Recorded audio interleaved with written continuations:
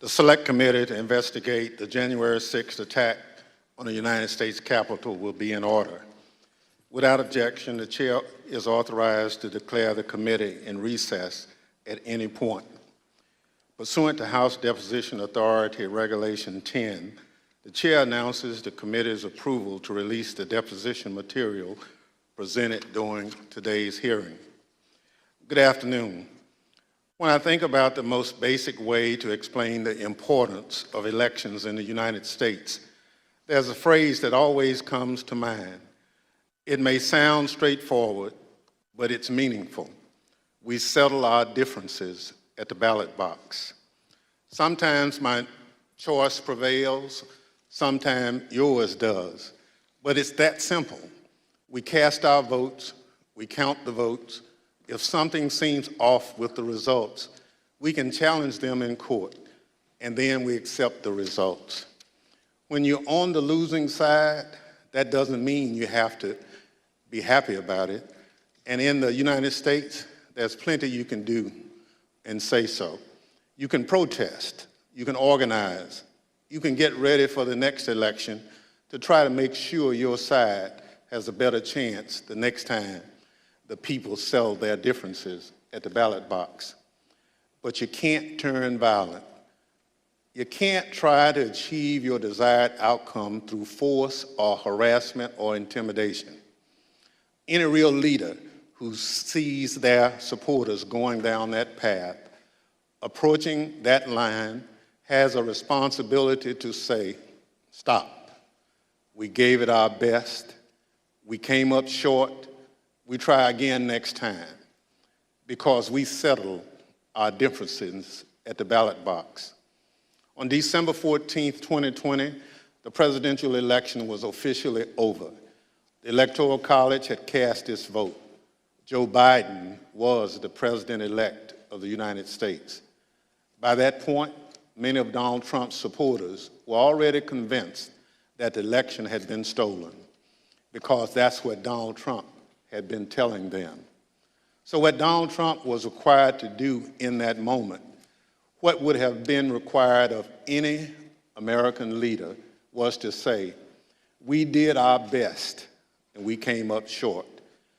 He went the opposite way.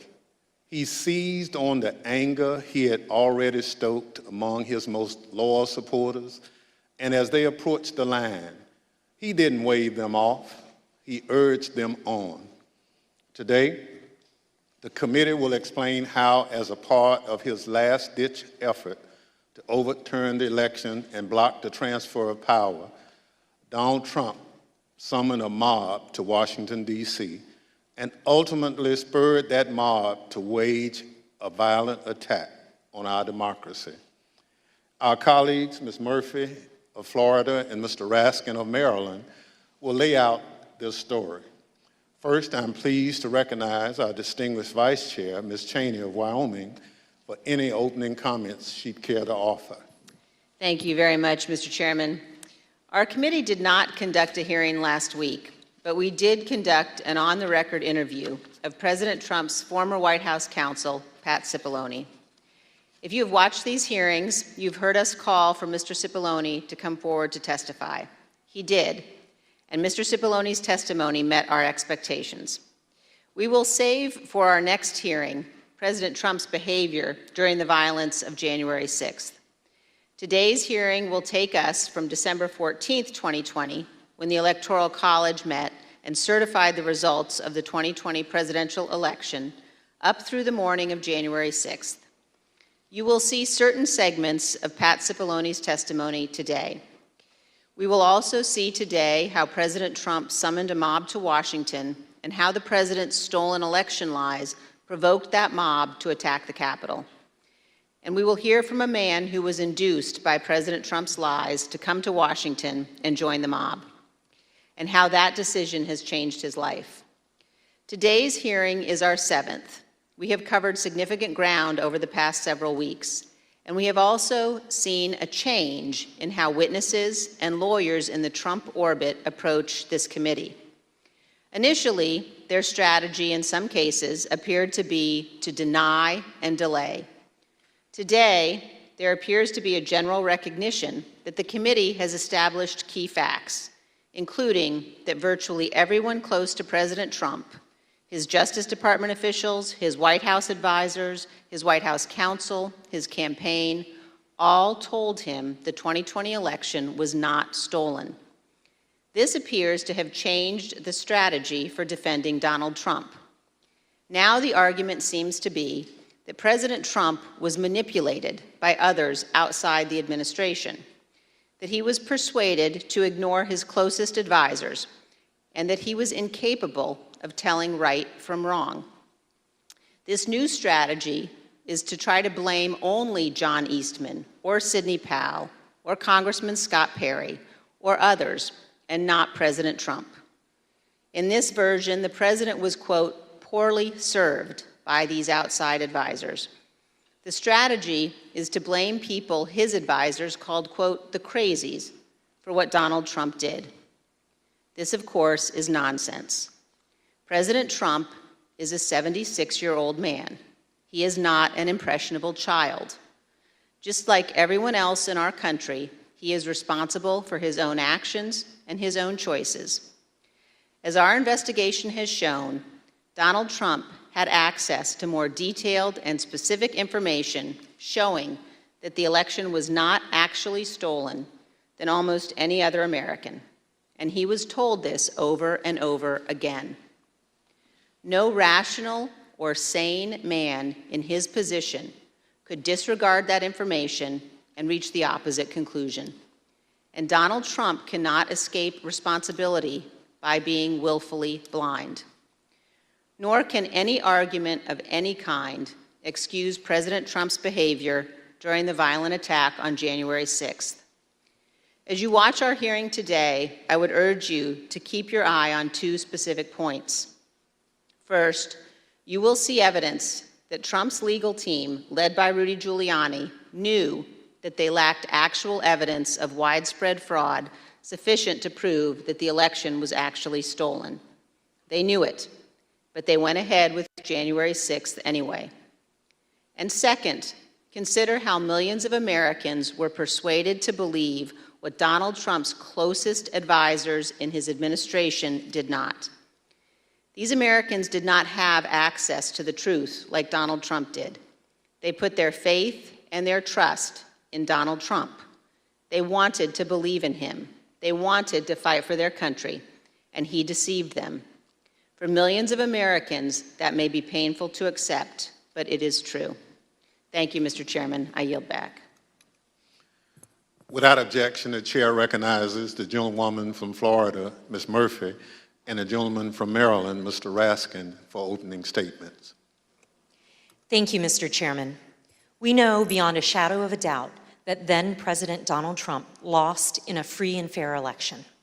And yet, President Trump insisted that his loss was due to fraud in the election process, rather than to the democratic will of the voters. The president continued to make this claim despite being told again and again by the courts, by the Justice Department, by his campaign officials, by some of his closest advisors that the evidence did not support this assertion. This was the big lie, and millions of Americans were deceived by it. Too many of our fellow citizens still believe it to this day. It's corrosive to our country and damaging to our democracy. As our committee has shown in prior hearings, following the election, President Trump relentlessly pursued multiple intervening lines of effort, all with a single goal: to remain in power despite having lost.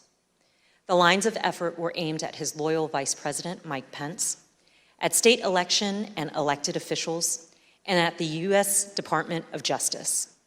The president pressured the vice president to obstruct the process to certify the election result. He demanded that state officials find him enough votes to overturn the election outcome in that state, and he pressed the Department of Justice to find widespread evidence of fraud.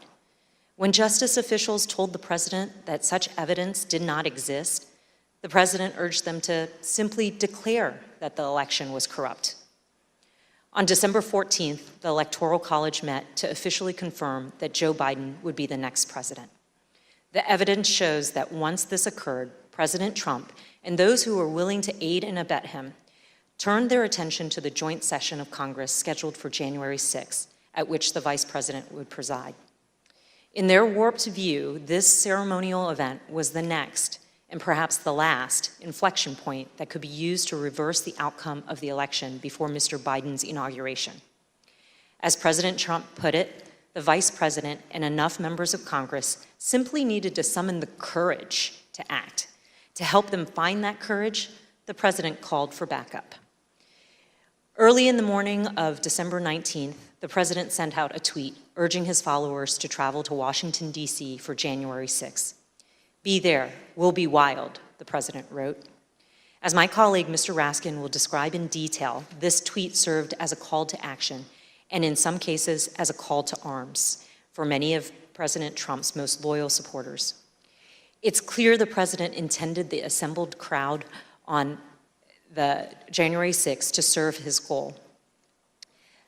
And as you have already seen, and as you will see again today, some of those who were coming had specific plans.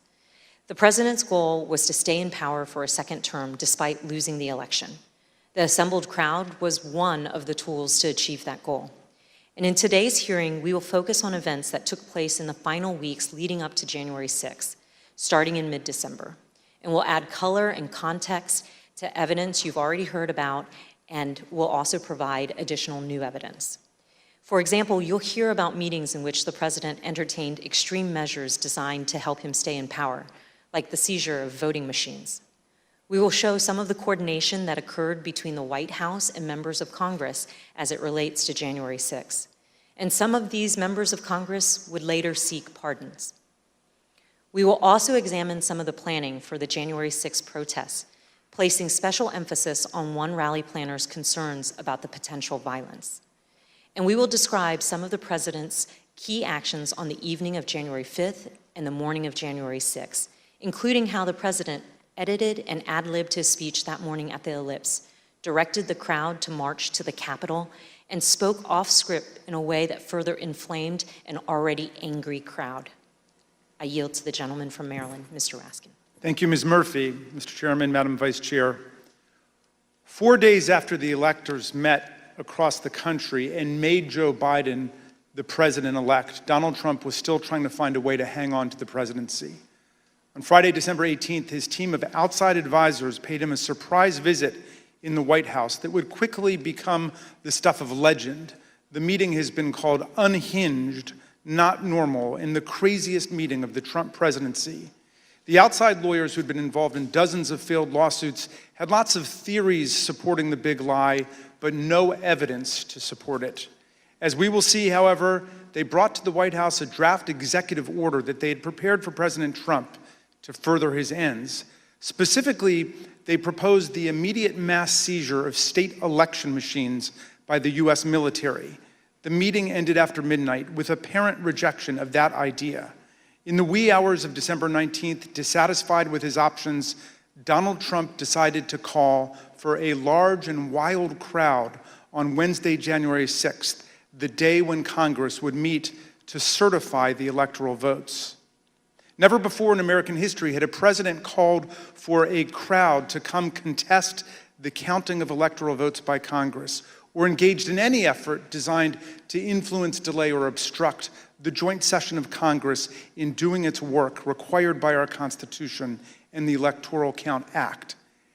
As we'll see, Donald Trump's 1:42 a.m. tweet electrified and galvanized his supporters, especially the dangerous extremists in the Oath Keepers, the Proud Boys, and other racist and white nationalist groups spoiling for a fight against the government. 3 rings of interwoven attack were now operating towards January 6th. On the inside ring, Trump continued trying to work to overturn the election by getting Mike Pence to abandon his oath of office as vice president and assert the unilateral power to reject electoral votes. This would have been a fundamental and unprecedented breach of the Constitution that would promise Trump multiple ways of staying in office. Meanwhile, in the middle ring, members of domestic violent extremist groups created an alliance, both online and in person, to coordinate a massive effort to storm, invade, and occupy the Capitol. By placing a target on the joint session of Congress, Trump had mobilized these groups around a common goal, emboldening them, strengthening their working relationships, and helping build their numbers. Finally, in the outer ring, on January 6th, there assembled a large and angry crowd, the political force that Trump considered both the touchstone and the measure of his political power. Here were thousands of enraged Trump followers, thoroughly convinced by the big lie, who traveled from across the country to join Trump's wild rally to stop the steal. With the proper incitement by political leaders and the proper instigation from the extremists, many members of this crowd could be led to storm the Capitol, confront the vice president in Congress, and try to overturn the 2020 election result. All of these efforts would converge and explode on January the 6th. Mr. Chairman, as you know better than any other member of this committee from the wrenching struggle for voting rights in your beloved Mississippi, the problem of politicians whipping up mob violence to destroy fair elections is the oldest domestic enemy of constitutional democracy in America. Abraham Lincoln knew it too. In 1837, a racist mob in Alton, Illinois, broke into the offices of an abolitionist newspaper and killed its editor, Elijah Lovejoy. Lincoln wrote a speech in which he said that no transatlantic military giant could ever crush us as a nation, even with all of the fortunes in the world. But if downfall ever comes to America, he said, we ourselves would be its author and finisher. If racist mobs are encouraged by politicians to rampage and terrorize, Lincoln said, they will violate the rights of other citizens and quickly destroy the bonds of social trust necessary for democracy to work. Mobs and demagogues will put us on a path to political tyranny, Lincoln said. As we'll see today, this very old problem has returned with new ferocity today as a president who lost an election deployed a mob which included dangerous extremists to attack the constitutional system of election and the peaceful transfer of power. And as we'll see, the creation of the internet and social media has given today's tyrants tools of propaganda and disinformation that yesterday's despots could only have dreamed of. I yield back to the gentle lady from Florida, Ms. Murphy. Article 2 of the United States Constitution establishes the Electoral College. Each state's laws provide that electors are to be chosen by a popular vote. And on December 14th, 2020, electors met in all 50 states and the District of Columbia to cast their votes.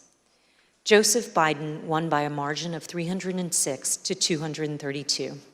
The election was over. Mr. Biden was the president-elect. Before the Electoral College met, Donald Trump and his allies filed dozens of legal challenges to the election, but they lost over and over again, including in front of multiple judges President Trump had nominated to the bench. In many of these cases, the judges were highly critical of the arguments put forward, explaining that no genuine evidence of widespread fraud had been presented. For example, a federal judge in Pennsylvania said, "This court has been presented with strained legal arguments without merit and speculative accusations unsupported by evidence. In the United States of America, this cannot justify the disenfranchisement of a single voter, let alone all the voters of its 6th most populated state." On December 15th, after the Electoral College certified the outcome, the Republican Majority Leader in the Senate acknowledged Mr. Biden's victory. Yesterday, electors met in all 50 states. So as of this morning, our country has officially a president-elect and a vice president-elect. Many millions of us had hoped the presidential election would yield a different result. But our system of government has processes to determine who will be sworn in on January the 20th. The Electoral College has spoken. So today I want to congratulate President-elect Joe Biden. Even members of President Trump's cabinet and his White House staff understood the significance of his losses in the courts and the absence of evidence of fraud. They also respected the constitutional certification by the Electoral College. Many of them told President Trump that it was time to concede the election to Mr. Biden. For example, then Secretary of Labor Gene Scalia, an accomplished lawyer and the son of late Justice Scalia, called President Trump in mid-December and advised him to concede and accept the rulings of the courts. And so I had to put a call into the president. I might have called on the 13th. We spoke, I believe, on the 14th, in which I conveyed to him that I thought that it was time for him to acknowledge that President Biden had prevailed in the election. But I communicated to the president that when that legal process is exhausted and when the electors have voted, that's the point at which that outcome needs to be expected. I told him that I did believe, yes, that once those legal processes were run, if fraud had not been established, that had affected the outcome of the election, that unfortunately I believed that what had to be done was concede the outcome. As you've seen in prior hearings, President Trump's Justice Department, his White House staff, and his campaign officials were repeatedly telling him that there was no evidence of fraud sufficient to change the outcome of the election. And last week, we conducted an 8-hour interview with President Trump's White House counsel, Pat Cipollone. You'll see a number of excerpts of that interview today and even more in our next hearing. Mr. Cipollone told us that he agreed with the testimony that there was no evidence of fraud sufficient to overturn the election. I want to start by asking if you agree, Mr. Cipollone, with the conclusions of Matt Morgan, of Bill Barr, of all of the individuals who evaluated those claims, that there is no evidence of election fraud sufficient to undermine the outcome in a particular state. Yes, I agree with that. And Mr. Cipollone also specifically testified that he believed that Donald Trump should have conceded the election. Did you believe, and Mr. Cipollone, that the president should concede once you made the determination based on the investigations that you credited DOJ did and the campaign did? Did you, in your mind, form a belief that the president should concede the election loss at a certain point after the election? Well, again, I was the White House counsel. Some of those decisions are political. So to the extent that, but if your question is, did I believe he should concede the election at a point in time? Yes, I did. I believe Leader McConnell went onto the floor of the Senate, I believe in mid-December, and basically said, the process is done. That would be in line with my thinking on these things. As Attorney General Bill Barr testified, December 14th should have been the end of the matter. December 14th was the day that the states certified their votes and sent them to Congress. And in my view, that was the end of the matter. I didn't see, I thought that this would lead inexorably to a new administration. Mr. Cipollone also testified that the president's chief of staff, Mark Meadows, said he shared this view. As early as that November 23rd meeting, we understand that there was discussion about the president possibly conceding the election. And specifically, we understand that Mark Meadows assured both you and Attorney General Barr that the president would eventually agree to a graceful exit. Do you remember Mr. Meadows making any such representation? Are you saying as part of that meeting or separately? Again, without getting into that meeting, I would say that is a statement and a sentiment that I heard from Mark Meadows. I see. And again, do you know if it was on November 23rd or some point? Again, it was probably, around that time, and it was probably subsequent to that time. It wasn't a one-time statement. Mr. Meadows has refused to testify, and the committee is in litigation with him. But many other White House officials shared the view that once the litigation ended and the Electoral College met, the election was over. And here's President Trump's former press secretary. I wanted to clarify, Ms. McEnany, so back to my previous question, it was your view then, or was it your view that the efforts to overturn the election should have stopped once the litigation was complete? In my view, upon the conclusion of litigation was when I began to plan for life after the administration. And this is what Ivanka Trump told us. December 14th was the day on which the Electoral College met, when these electors around the country met and cast the electoral votes consistent with the popular vote in each state. And it was obviously a public proceeding or a series of proceedings that President Biden had obtained the requisite number of electors. Was that an important day for you? Did that affect sort of your planning or your realization as to whether or not there was going to be an end of this administration? I think so. I think it was my sentiment probably prior as well. Judd Deere was a White House deputy press secretary. This was his testimony about what he told President Trump. I told him that my personal viewpoint was that the Electoral College had met, which is the system that our country is set under to elect a president and vice president. And I believed at that point that the means for him to pursue litigation was probably closed. And you recall what his response, if any, was? He disagreed.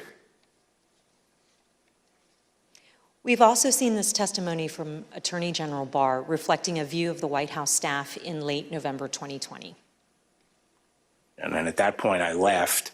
And as I walked out of the Oval Office, Jared was there with Dan Scavino, who ran the president's social media, and who I thought was a reasonable guy and believe is a reasonable guy. And I said, how long is he going to carry on with this stolen election stuff? Where's this going to go?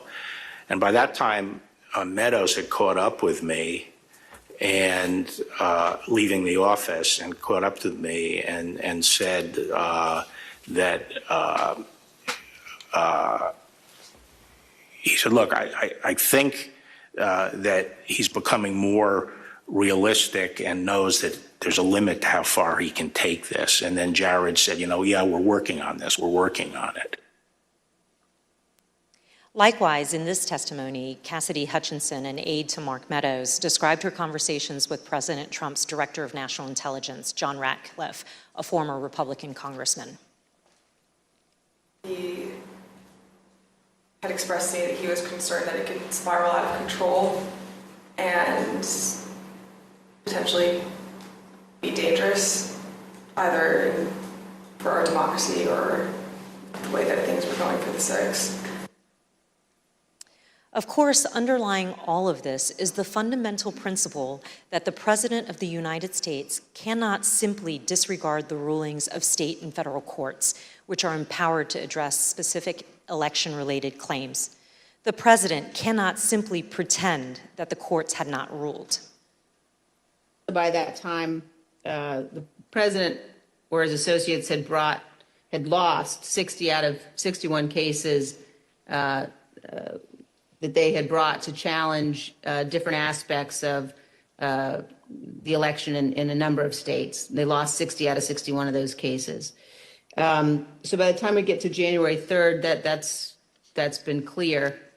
I assume, Pat, that you would agree the President is obligated to abide by the rulings of the courts. Of course. And I assume you also would... Everybody is obligated to abide by rules, of course. And I assume you also would agree the President has a particular obligation to take care that the laws be faithfully executed. That is one of the President's obligations, correct. Yet President Trump disregarded these court rulings and the counsel from his closest advisors and continued his efforts to cling to power. In our prior hearings, you have heard considerable testimony about President Trump's attempts to corruptly pressure Vice President Pence to refuse to count electoral votes, to corrupt the Department of Justice, to pressure state officials and state legislatures, and to create and submit a series of fake electoral slates. Now, we will show you what other actions President Trump was taking between December 14th, 2020 and January 6th. I yield to the gentleman from Maryland, Mr. Raskin. Thank you, Ms. Murphy. Throughout our hearings, you've heard how President Trump made baseless claims that voting machines were being manipulated by foreign powers in the 2020 election. You've also heard Trump's Attorney General, Bill Barr, describe such claims as complete nonsense, which he told the president. Let's review that testimony. I saw absolutely zero basis for the allegations, but they were made in such a sensational way that they obviously were influencing a lot of people, members of the public, that there was this systemic corruption in the system and that their votes didn't count and that these machines controlled by somebody else were actually determining it, which was complete nonsense. And it was being laid out there. And I told them that it was crazy stuff and they were wasting their time on that. And it was doing a grave disservice to the country. We've learned that President Trump's White House counsel agreed with the Department of Justice about this. Attorney General Barr made a public announcement on December 1st, less than a month after the election, that he had seen no suspended fraud sufficient. But fair to say that by December 1st, you had reached the same conclusion? It's fair to say that I agree with Attorney General Barr's conclusion on December 1st. Yes, I did, and I supported that conclusion. However, the strong rejection of the Attorney General and the White House counsel of these claims did not stop the president from trying to press them in public. But that's not all he did. Indeed, as you'll see in this clip, the president asked Attorney General Bill Barr to have the Department of Justice seize voting machines in the states. My recollection is the president said something like, well, we could get to the bottom, some people say we could get to the bottom of this if the department seized the machines. It was a typical way of raising a point. And I said, absolutely not. There's no probable cause, and we're not going to seize any machines. And that was that. Yeah. But this wasn't the end of the matter. On the evening of December 18th, 2020, Sidney Powell, General Michael Flynn, and others entered the White House for an unplanned meeting with the president, the meeting that would last multiple hours and become hot-blooded and contentious.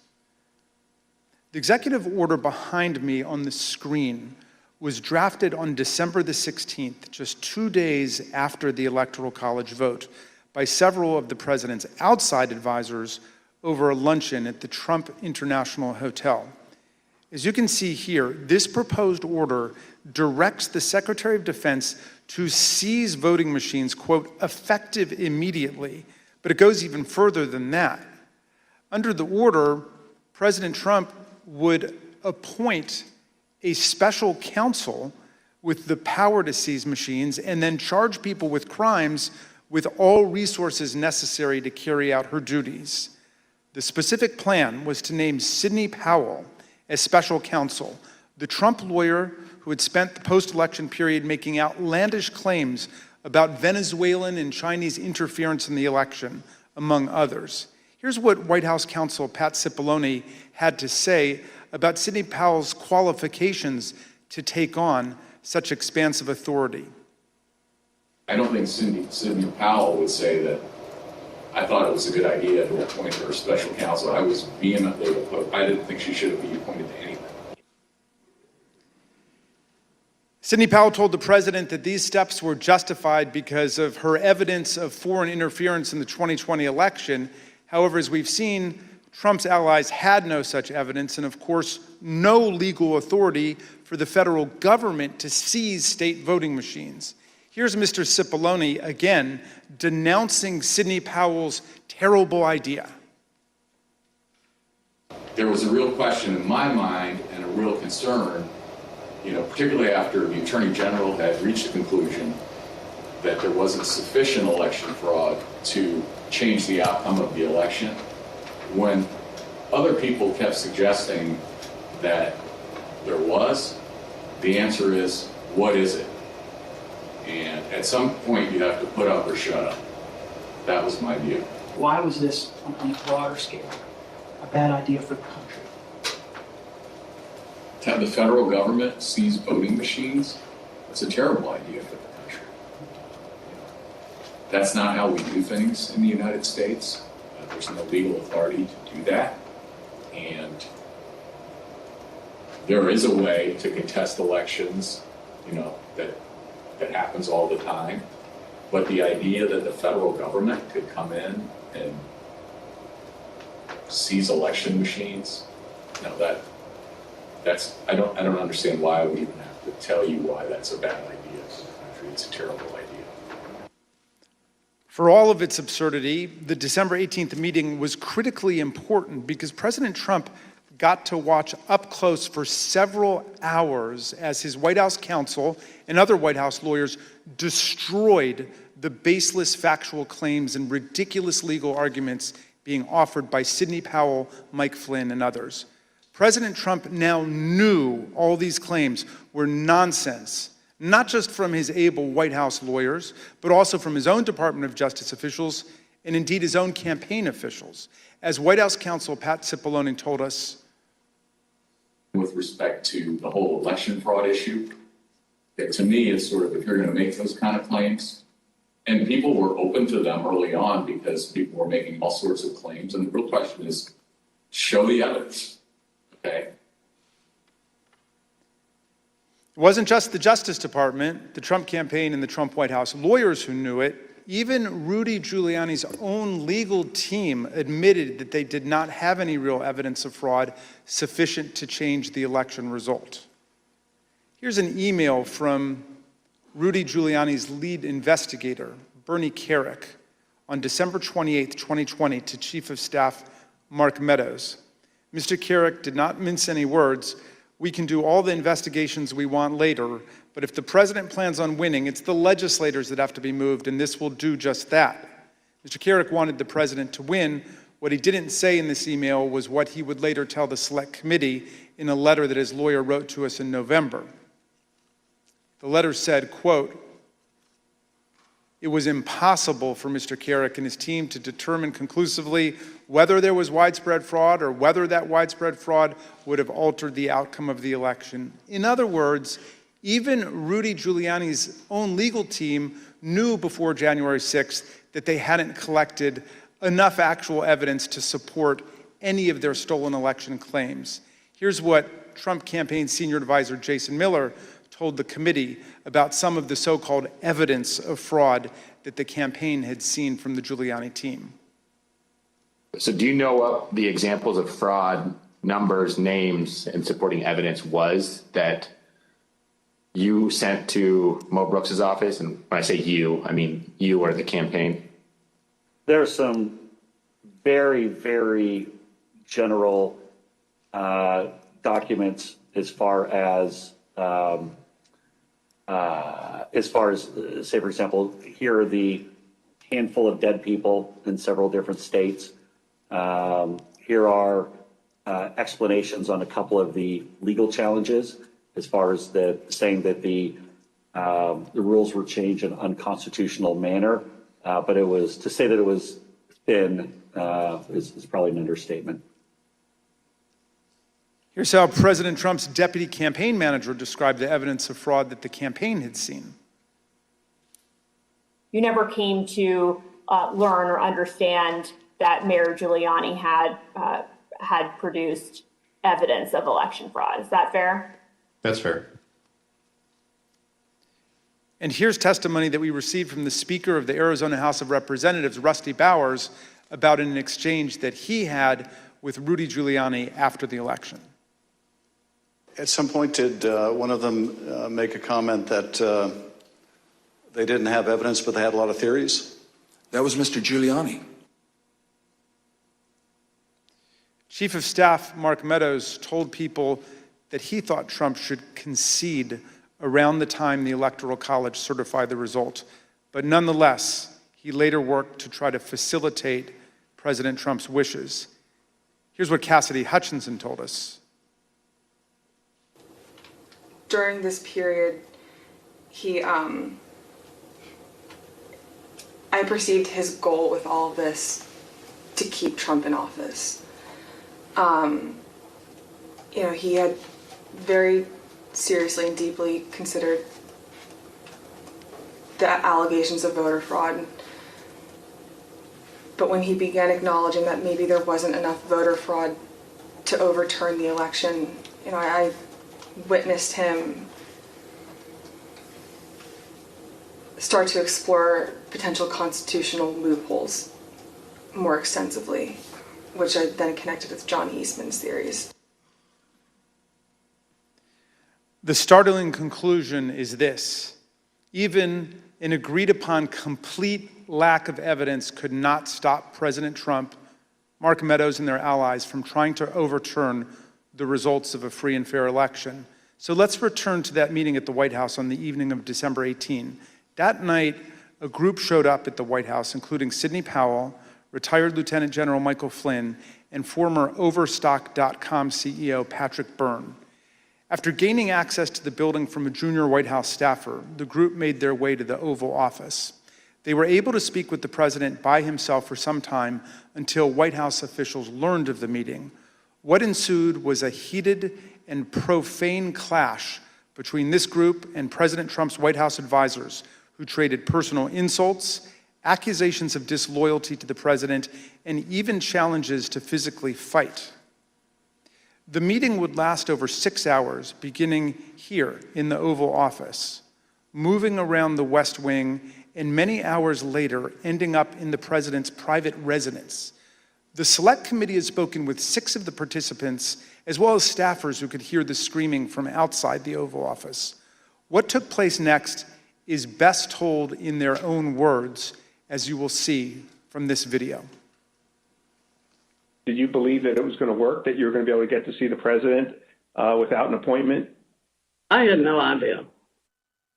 In fact, you did get to see the president without an appointment. We did. How much time did you have alone with the president? And I say alone, you had other people with you, but right from his aides before the crowd came running? Probably no more than 10 or 15 minutes. Was in that... I bet Pat Cipollone set a new land speed record.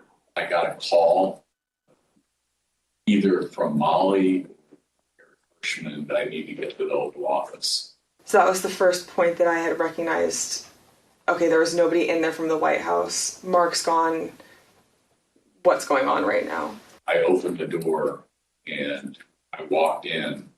I saw General Flynn. I saw Sidney Powell sitting there.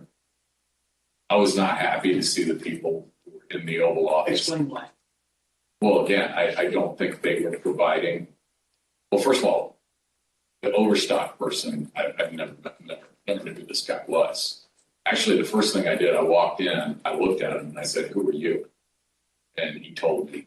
I don't think any of these people were providing the president with good advice, and so I didn't understand how they had gotten in.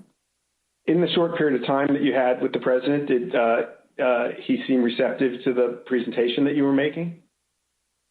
He was very interested in hearing particularly about the CISA finding and the terms of 13848 that apparently nobody else had bothered to inform him of.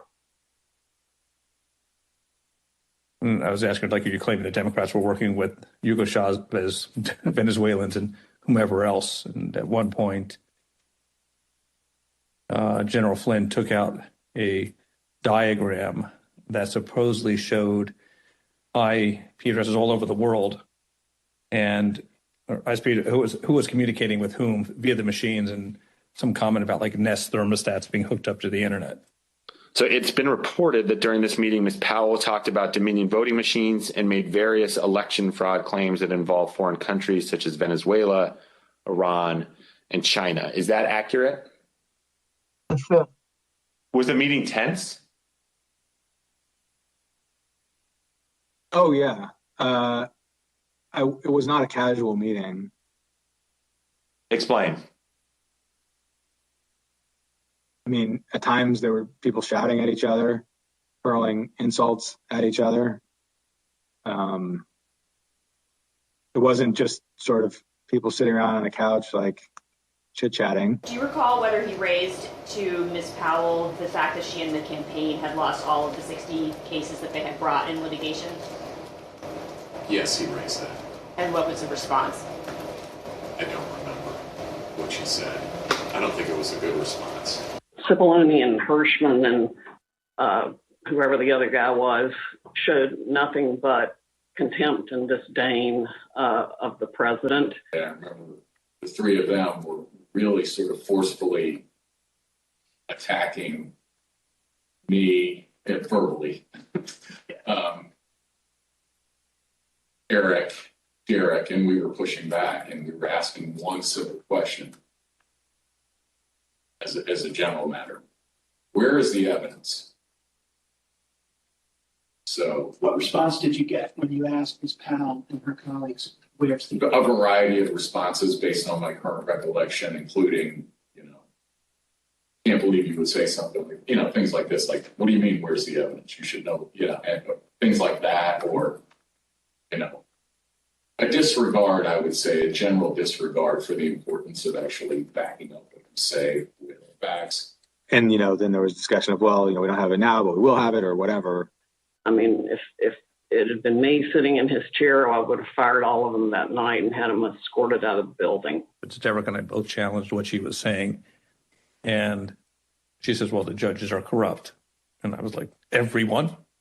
Every single case that you've done in the country you guys lost, every one of them is corrupt, even the ones we appointed? And I'm being nice. I was much more harsh to her.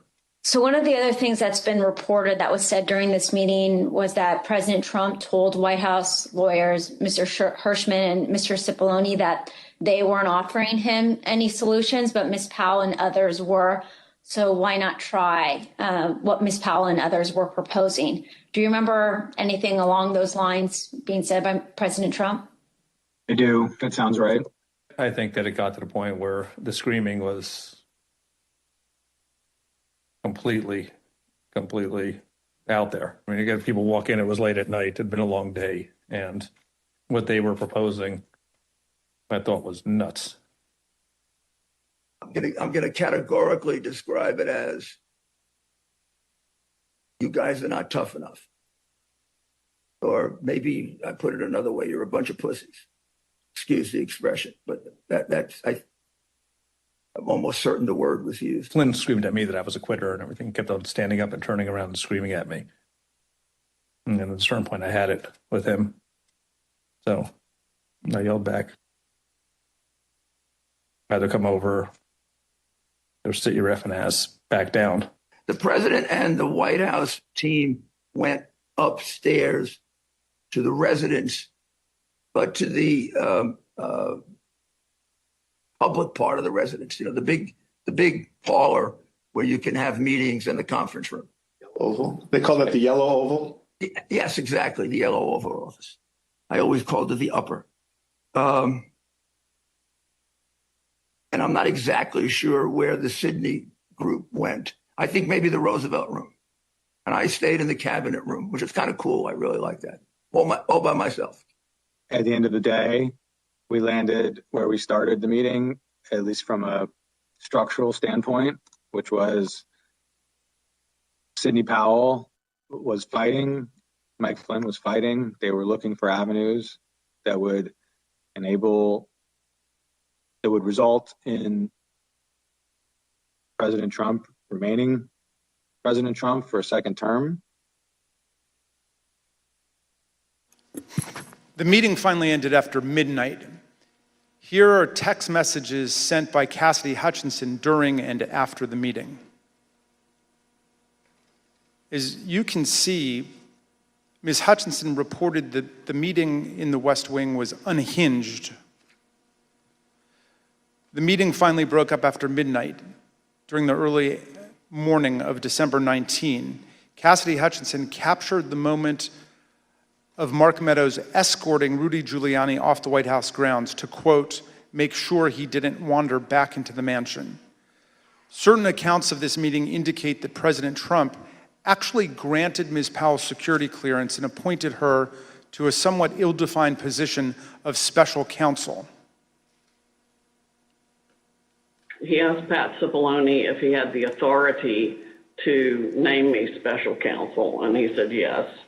And then he asked him if he had the authority to give me whatever security clearance I needed, and Pat Cipollone said yes.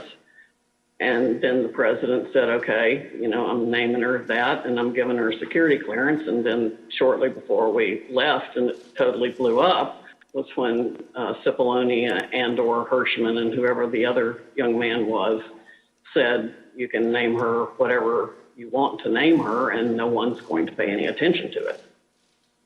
How did he respond? How did the president respond to that?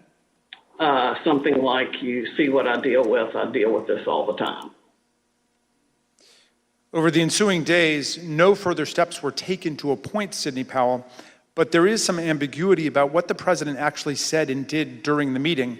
Here is how Pat Cipollone described it. I don't know what her understanding of whether she had been appointed, what she had been appointed to. Okay. In my view, she hadn't been appointed to anything and ultimately wasn't appointed to anything because there had to be other steps taken. So that was my view when I left the meeting, but she may have a different view and others may have a different view and the president may have a different view. Were any steps taken, including the president himself, telling her she'd been appointed?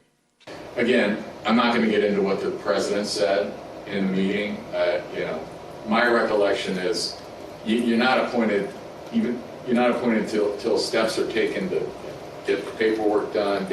And when I left the meeting, okay,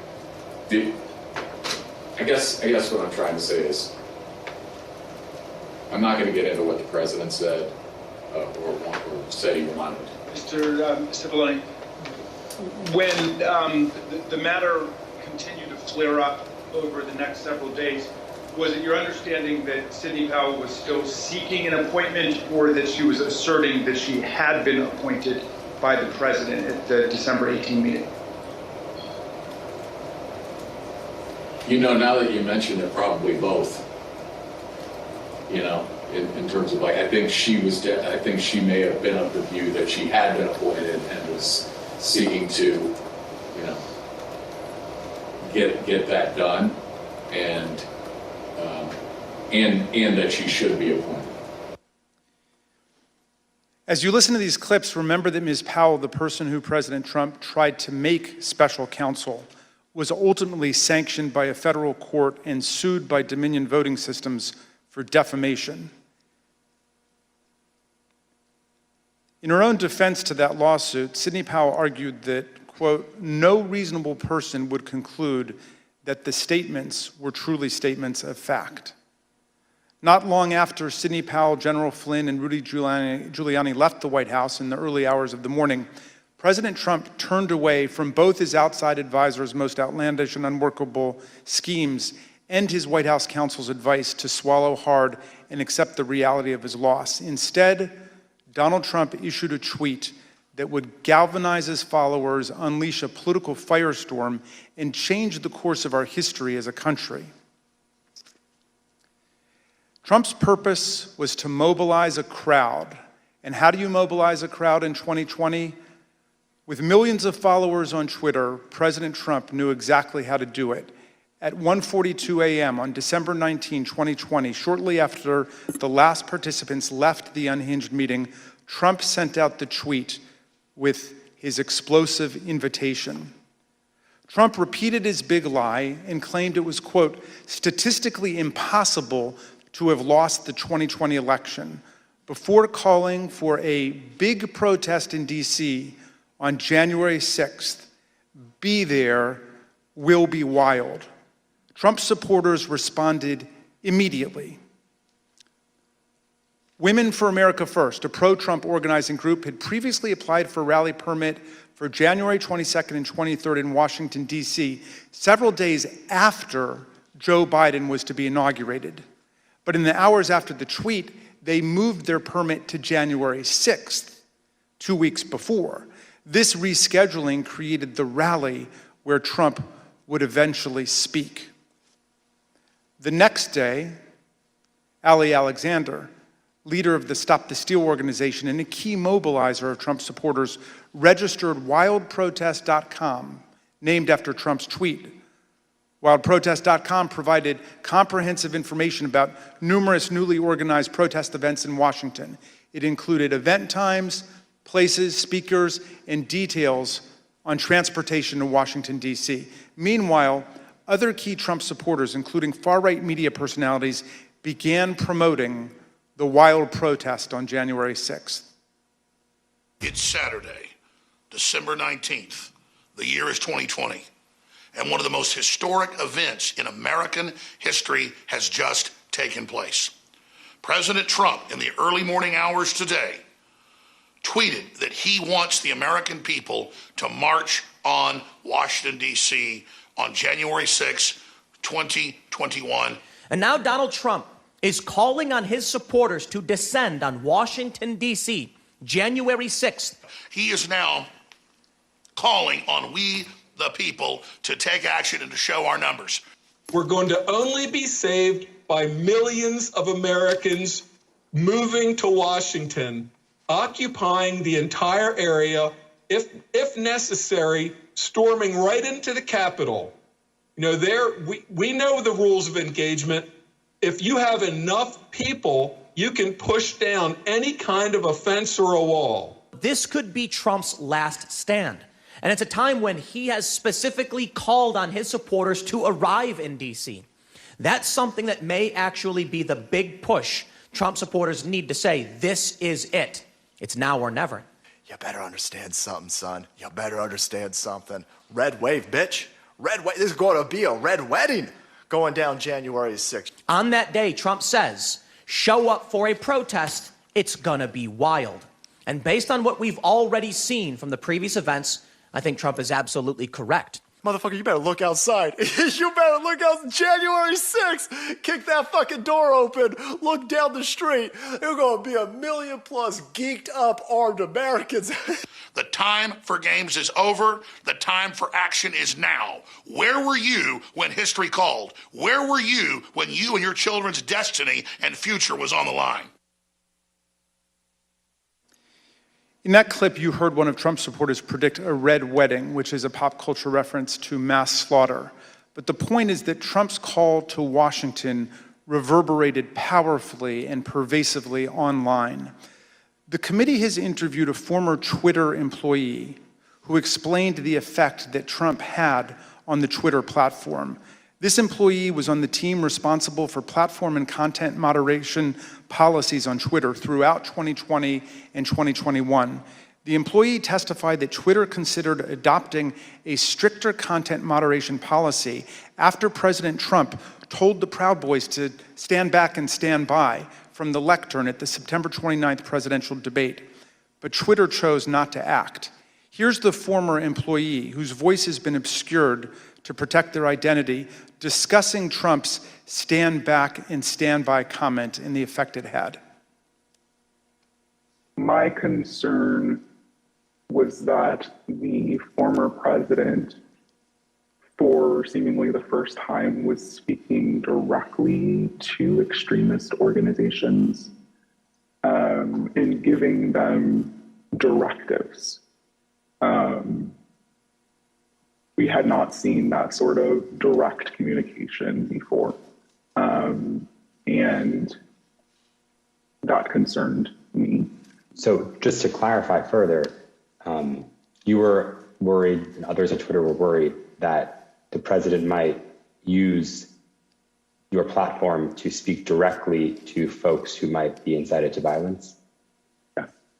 I believe that Twitter relished in the knowledge that they were also the favorite and most used service of the former president, and enjoyed having that sort of power within the social media ecosystem. If President Trump were anyone else, would it have taken until January 8th, 2021 for him to be suspended? Absolutely not. If the former President Donald Trump were any other user on Twitter, he would have been permanently suspended a very long time ago. Despite these grave concerns, Trump remained on the platform completely unchecked. Then came the December 19 tweet and everything it inspired. Indeed. It felt as if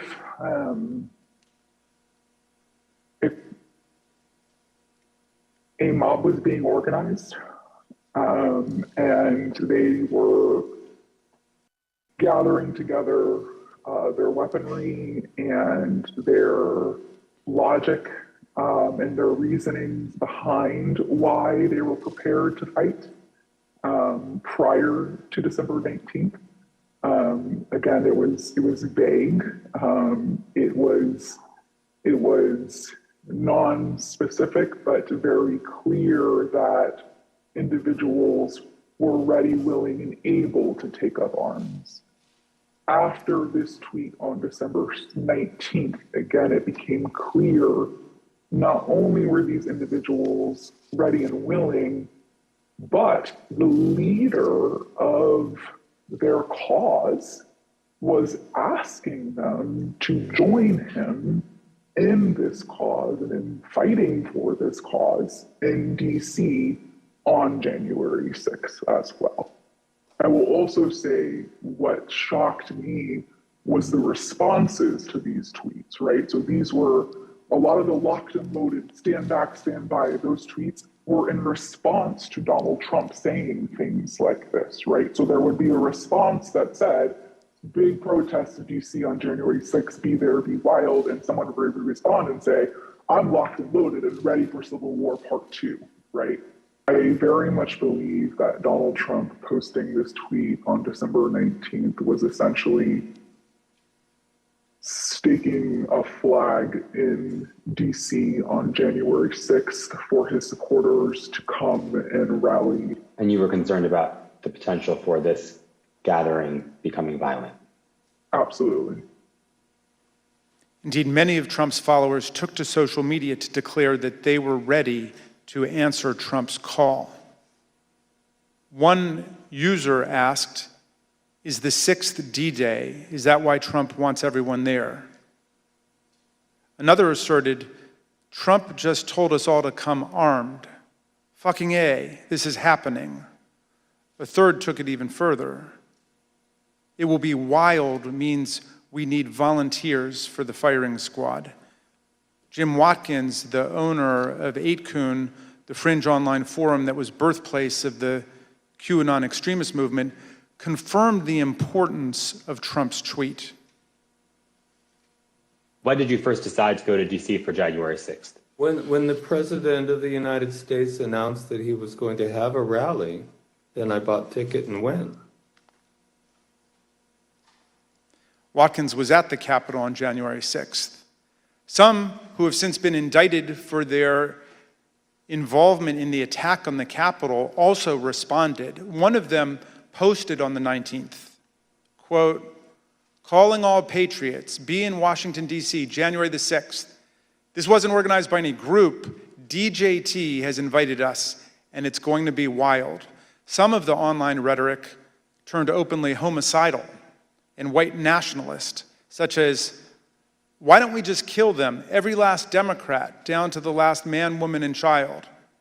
And it's time for the day of the rope. White revolution is the only solution.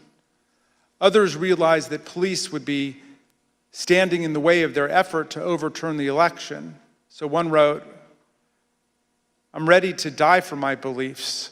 Are you ready to die, police? Another wrote on the Donald.win, cops don't have standing if they're laying on the ground in a pool of their own blood. The Donald.win was an openly racist and anti-Semitic forum. The Select Committee deposed that site's founder, Jody Williams. He confirmed how the president's tweet created a laser-like focus on the date of January the 6th. People have been talking about going to D.C. as soon as the election was over. And do you recall whether or not the conversation around those dates centered on the 6th after the president's tweet? Oh, sure. Yeah. I mean, after it was announced that, he was going to be there on the 6th to talk, yes. Then anything else was kind of shut out, and it was just going to be on the 6th. Okay. And that was pretty clearly reflected in the content on the site? Yeah, sure. On that site, many shared plans and violent threats. Bring handcuffs and wait near the tunnels, wrote one user. A commenter replied, suggesting zip ties instead. One post encouraged others to come with body armor, knuckles, shields, bats, pepper spray, whatever it takes. All of those were used on the 6th. The post concluded, join your local Proud Boys chapter as well. The Donald.win featured discussions of the tunnels beneath the Capitol complex, suggestions for targeting members of Congress, and encouragement to attend this once-in-a-lifetime event. While Trump supporters grew more aggressive online, he continued to rile up his base on Twitter.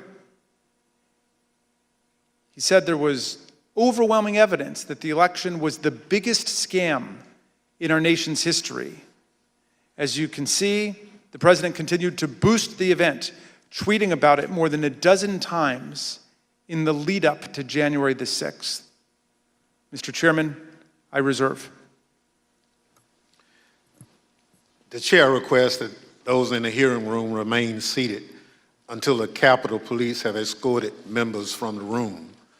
Pursuant to the order of the committee of today, the chair declares the committee in recess for a period of approximately 10 minutes.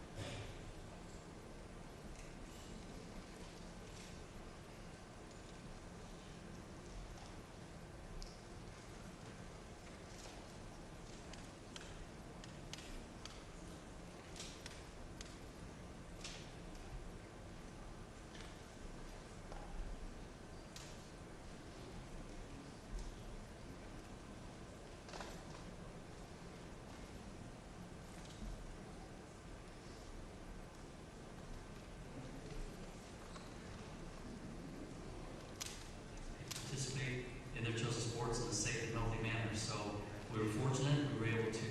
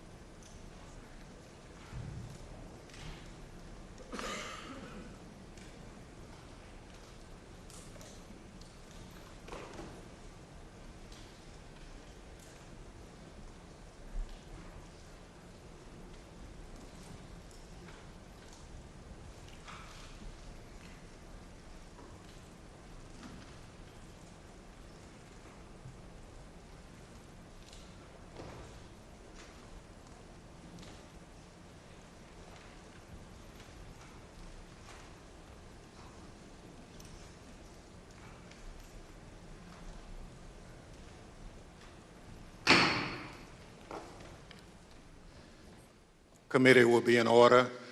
The chair recognizes the gentleman from Maryland, Mr. Raskin. Mr. Chairman, President Trump's tweet drew tens of thousands of Americans to Washington to form the angry crowd that would be transformed on January the 6th into a violent mob. Dr. Donnell Harvin, who was the Chief of Homeland Security and Intelligence for D.C., told the committee how his team saw Trump's December 19th tweet unite violent groups across the spectrum on the far right. We got derogatory information from OSINT suggesting that some very, very violent individuals were organizing to come to D.C. And not only were they organizing to come to D.C., but they were these groups, these non-aligned groups were aligning. And so all the red flags went up at that point. You know, when you have armed militia, collaborating with white supremacy groups, collaborating with conspiracy theory groups online, all toward the common goal, you start seeing what we call in terrorism a blended ideology, and that's a very, very bad sign. Then when they were clearly across, not just across one platform, but across multiple platforms of these groups coordinating, not just like chatting, hey, how's it going? You know, what's the weather like where you're at? But like, what are you bringing? What are you wearing? Where do we meet up? Do you have plans for the Capitol? That's operational. That's like pre-operational intelligence, right? And that is something that's clearly alarming. The Proud Boys and the Oath Keepers are two key groups that responded immediately to President Trump's call. The Proud Boys are a far-right street-fighting group that glorifies violence and white supremacy.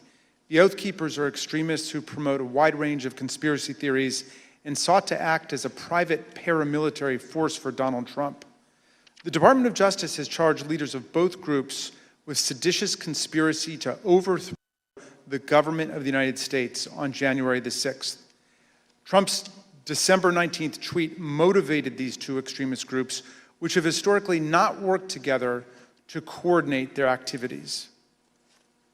December 19th at 10:22 a.m., just hours after President Trump's tweet, Kelly Meggs, the head of the Florida Oath Keepers, declared an alliance among the Oath Keepers, the Proud Boys, and the Florida Three Percenters, another militia group. He wrote, "We have decided to work together and shut this shit down." Phone records obtained by the Select Committee show that later that afternoon, Mr. Meggs called Proud Boys leader Enrique Tarrio, and they spoke for several minutes. The very next day, the Proud Boys got to work. The Proud Boys launched an encrypted chat called the Ministry of Self-Defense. The committee obtained hundreds of these messages, which show strategic and tactical planning about January the 6th, including maps of Washington, D.C. that pinpoint the location of police. In the weeks leading up to the attack, leaders in both the Proud Boys and the Oath Keepers worked with Trump allies. One such ally was Lieutenant General Michael Flynn, Trump's former national security advisor and one of the participants in the unhinged meeting at the White House on December 18th. He also had connections to the Oath Keepers.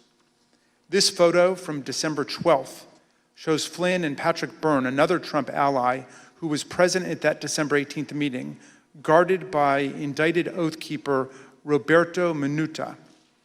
Another view of this scene shows Oath Keepers leader Stuart Rhodes in the picture as well. Another central figure with ties to this network of extremist groups was Roger Stone, a political consultant and longtime confidant of President Trump. He pardoned both Flynn and Stone in the weeks between the election on November 3rd and January 6th. In the same time frame, Stone communicated with both the Proud Boys and the Oath Keepers regularly. The committee obtained encrypted content from a group chat called Friends of Stone, FOS, which included Stone, Rhodes, Tarrio, and Ali Alexander. The chat focused on various pro-Trump events in November and December of 2020, as well as January 6th. As you can see here, Stuart Rhodes himself urged the Friends of Stone to have people go to their state capitals if they cannot make it to Washington for the first Million MAGA March on November 14th. These friends of Roger Stone had a significant presence at multiple pro-Trump events after the election, including in Washington on December the 12th. On that day, Stewart Rhodes called for Donald Trump to invoke martial law, promising bloodshed if he did not. He needs to know from you that you are with him, that he does not do it now while he is commander-in-chief. We're going to have to do it ourselves later in a much more desperate, much more bloody war. Let's get it on now while he is still the commander-in-chief. Hooah! That night, the Proud Boys engaged in violence on the streets of Washington and hurled aggressive insults at the police. You oath breakers! Do your fucking job! Give us 1 hour! 1 hour! Just the previous night, the co-host of InfoWars issued an ominous warning at a rally alongside Roger Stone and Proud Boys leader Enrique Tarrio.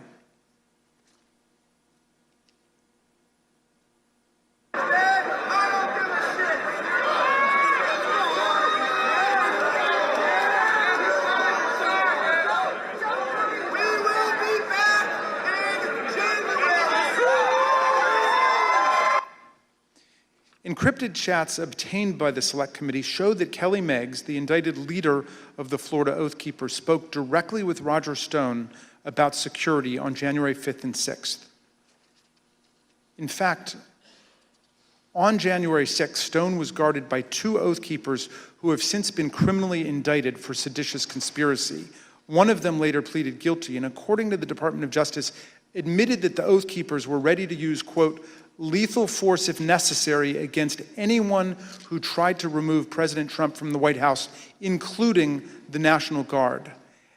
As we've seen, the Proud Boys were also part of the Friends of Stone network. Stone's ties to the Proud Boys go back many years. He's even taken their so-called fraternity creed, required for the first level of initiation to the group.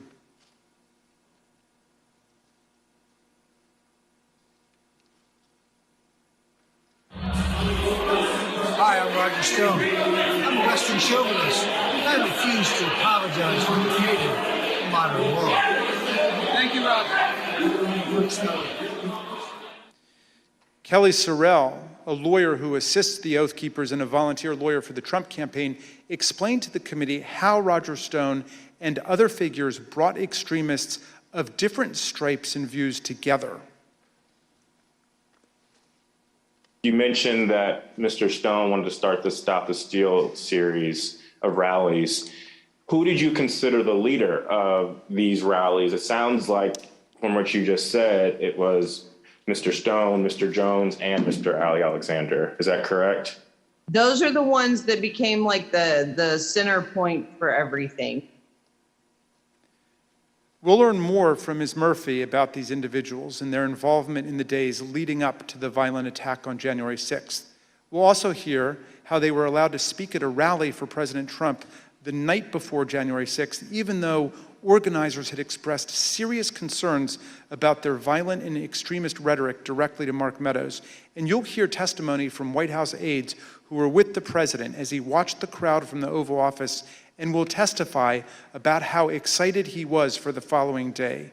Let me note now that our investigation continues on these critical issues. We have only shown a small fraction of what we have found. I look forward to the public release of more of our findings later, Mr. Chairman, and I now yield back. Gentleman yields back. Chair recognizes the gentlewoman from Florida, Ms. Murphy. During our most recent hearing, the committee showed some evidence of what President Trump, Chief of Staff Mark Meadows, and other White House officials knew about the potential for violence on January 6th. And despite this information, they made no effort to cancel the rally, halt the march to the Capitol, or even to lower the temperature among President Trump's supporters. Katrina Pearson, one of the organizers of January 6th rally and a former campaign spokeswoman for President Trump, grew increasingly apprehensive after learning that multiple activists had been proposed as speakers for the January 6th rally. These included some of the people we discussed earlier in this hearing: Roger Stone, a longtime outside advisor to President Trump. Alex Jones, the founder of the conspiracy theory website InfoWars, and Ali Alexander, an activist known for his violent political rhetoric. On December 30th, Ms. Pearson exchanged text messages with another key rally organizer about why people like Mr. Alexander and Mr. Jones were being suggested as speakers at the president's rally on January 6th. Ms. Pearson's explanation was POTUS, and she remarked that the president likes the crazies. The committee asked Ms. Pearson about these messages, and this is what she said. So when you said that he likes the crazies, were you talking about President Trump? Yes, I was talking about President Trump. He loved people who viciously defended him in public. But consistent in terms of the support for these people, at least with what the president likes, from what you could tell. Yes, the people that would be very, very vicious and publicly defending him. On January 2nd, Ms. Pearson's concerns about the potential rally speakers had grown serious enough that she reached out to Mr. Meadows directly. She wrote, "Good afternoon. Would you mind giving me a call regarding this January 6th event? Things have gotten crazy and I desperately need some direction, please." According to phone records obtained by the committee, Ms. Pearson received a phone call from Mr. Meadows 8 minutes later. Here is what Ms. Pearson said about that conversation. So what specifically did you tell him, though, about other events? Just that there were a bunch of entities coming in. Some were very suspect, but they're going to be on other stages, some on other days. A very, very brief overview of what was actually happening and why I raised the red flags. And when you told him that people were very suspect, what did you tell him what you meant by that? Or what did you convey to him about what your the problems with these folks? I think I even texted him some of my concerns, but I did briefly go over some of the concerns that I had raised to everybody with Alex Jones or Ali Alexander and some of the rhetoric that they were doing. I probably mentioned to him that they had already caused trouble at other capitals or at the previous event, the previous march that they did for protesting, and I just had a concern about it. Ms. Pearson was especially concerned about Ali Alexander and Alex Jones because in November 2020, both men and some of their supporters had entered the Georgia state capitol to protest the results of the 2020 election. Ms. Pearson believed that she mentioned this to Mark Meadows on this January 2nd call. Notably, January 2nd is the same day on which, according to Cassidy Hutchinson, Mr. Meadows warned her of that things might get real bad on January 6th. After her January 2nd call with Mr. Meadows, Katrina Pearson sent an email to fellow rally organizers. She wrote, "POTUS expectations are to have something intimate at the Ellipse and call on everyone to march to the Capitol." President's own documents suggest that the president had decided to call on his supporters to go to the Capitol on January 6th, but that he chose not to widely announce it until his speech on the Ellipse that morning. The committee has obtained this draft, undated tweet from the National Archives. It includes a stamp stating, "President has seen."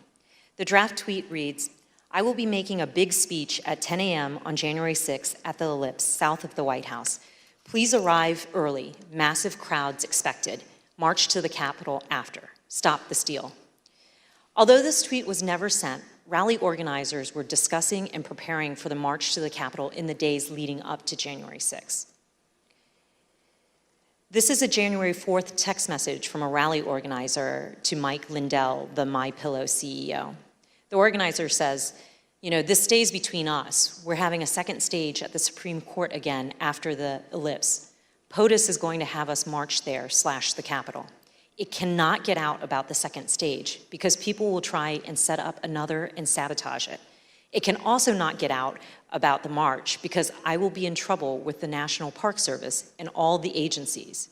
But POTUS is going to just call for it, quote, unexpectedly." The end of the message indicates that the president's plan to have his followers march to the Capitol was not being broadly discussed.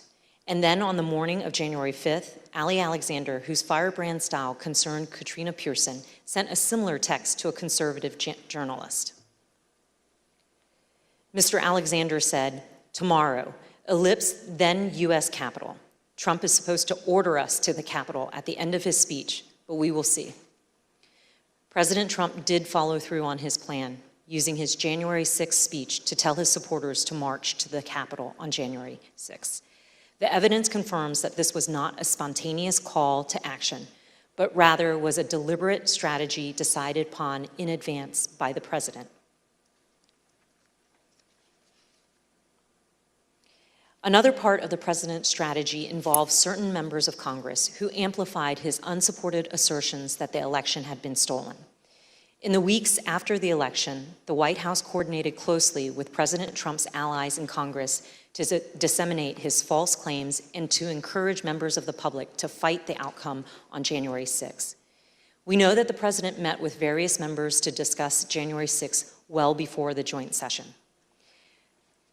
The president's private schedule for December 21st, 2020 shows a private meeting with Republican members of Congress.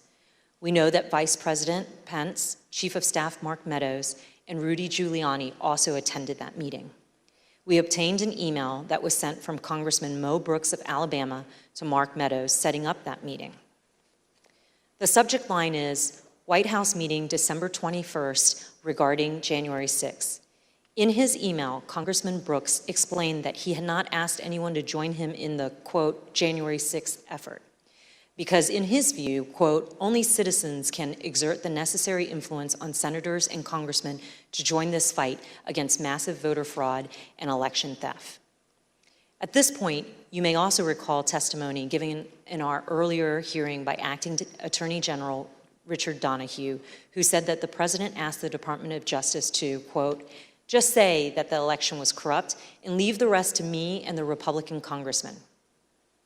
According to White House visitor logs obtained by the committee, members of Congress present at the White House on December 21st included Congressman Brian Babin, Andy Biggs, Matt Gaetz, Louis Gohmert, Paul Gosar, Andy Harris, Jody Heiss, Jim Jordan, and Scott Perry. Then Congresswoman-elect Marjorie Taylor Greene was also there. We heard testimony in an early hearing that a pardon was ultimately requested by Congressman Mo Brooks and other members of Congress who attended this meeting. We've asked witnesses what happened during the December 21st meeting, and we've learned that part of the discussion centered on the role of the vice president during the counting of the electoral votes. These members of Congress were discussing what would later be known as the Eastman theory, which was being pushed by attorney John Eastman. In one of our earlier hearings, you heard in great detail that President Trump was trying to convince Vice President Pence to do something illegal. His White House counsel confirmed all of that in testimony last week. Your view, Mr. Cipollone, upon those discussions with Mr. Philbin, with Greg Jacob, what was your assessment as to what the Vice President could or could not do at the joint session? What was my assessment about what he could or couldn't do? Yes, your view of the issue. My view is that the vice president didn't have the legal authority to do anything except what he did. They both told us, Mr. Philbin and Mr. Jacob, that they looked very closely at the Eastman memos, the Eastman theory, and thought that it had no basis, that it was not a strategy that the president should pursue. It sounds like that's consistent with your impression as well. My impression would have been informed certainly by them. Campaign senior advisor Jason Miller told us that Mr. Cipollone thought John Eastman's theories were nutty, something Mr. Cipollone wouldn't refute. We've received testimony from various people about this. One was Jason Miller, who was on the campaign, said that what was communicated to me was that Pat Cipollone thought the idea was nutty, and at one point confronted Eastman basically with the same sentiment. I don't have any reason to contradict what he said. On January 4th, John Eastman went to the White House to meet with the president and vice president. Mr. Cipollone tried to participate in this meeting, but he was apparently turned away. You didn't go to the meeting in the Oval Office where Eastman met with the president and with the vice president. Do you remember why you didn't personally attend? I did walk to that meeting, and I did go into the Oval Office with the idea of attending that meeting. And I ultimately did not attend that meeting. Why not? The reasons for that are privilege. Okay. Were you asked to not attend the meeting, or did you make a personal decision not to attend the meeting? Again, without getting into privilege. Recall that Greg Jacob, the vice president's counsel, stated that Mr. Eastman acknowledged he would lose 9-0 if his legal theory were challenged in the Supreme Court. Mr. Cipollini had reviewed Mr. Eastman's legal theory and expressed his view repeatedly that the vice president was right. He even offered to take the blame for the vice president's position. I thought that the vice president did not have the authority to do what was being suggested under a proper reading of the law. I conveyed that. Okay. I think I actually told somebody that, in the vice president's, just blame me. This is, I'm not a politician, I don't, but I just said, I'm a lawyer. This is my legal opinion. But let me tell you this. Can I say a word about the vice president? Please. I think the vice president did the right thing. I think he did the courageous thing. I have a great deal of respect for Vice President Pence. I worked with him very closely. I think he understood my opinion. I think he understood my opinion afterwards as well. I think he did a great service to this country. And I think I suggested to somebody that he should be given the Presidential Medal of Freedom for his actions. Earlier this year, a federal district court judge concluded that President Trump and Mr. Eastman, relying on Mr. Eastman's theory, more likely than not violated multiple federal criminal laws in their pressure campaign against the vice president. Also recall earlier in this hearing, we saw that Rudy Giuliani's team did not have actual evidence of fraud sufficient to change the result of the election. That's important because as January 6th approached, the Republican members of the House and Senate were looking for reason to object to the electors, and no real evidence was ever given to them. And we know that Republican members of the House received a memorandum from the chairwoman of the House Republican Caucus in the days before January 6, explaining in detail the many constitutional and legal problems with objections and describing the principal judicial rulings dismissing the claims of widespread fraud. But their plan to object to the certification of the election on January 6 went forward anyway. The next day, on January 5th, the day before the attack on the Capitol, tens of thousands of people converged on Washington. While certain close associates of President Trump privately expressed concerns about what would occur on January 6, other members of the president's inner circle spoke with great anticipation about the events to come. The committee has learned from the White House phone logs that the president spoke to Steve Bannon, his close advisor, at least twice on January 5th. The first conversation they had lasted for 11 minutes. Listen to what Mr. Bannon said that day after the first call he had with the president. All hell is going to break loose tomorrow.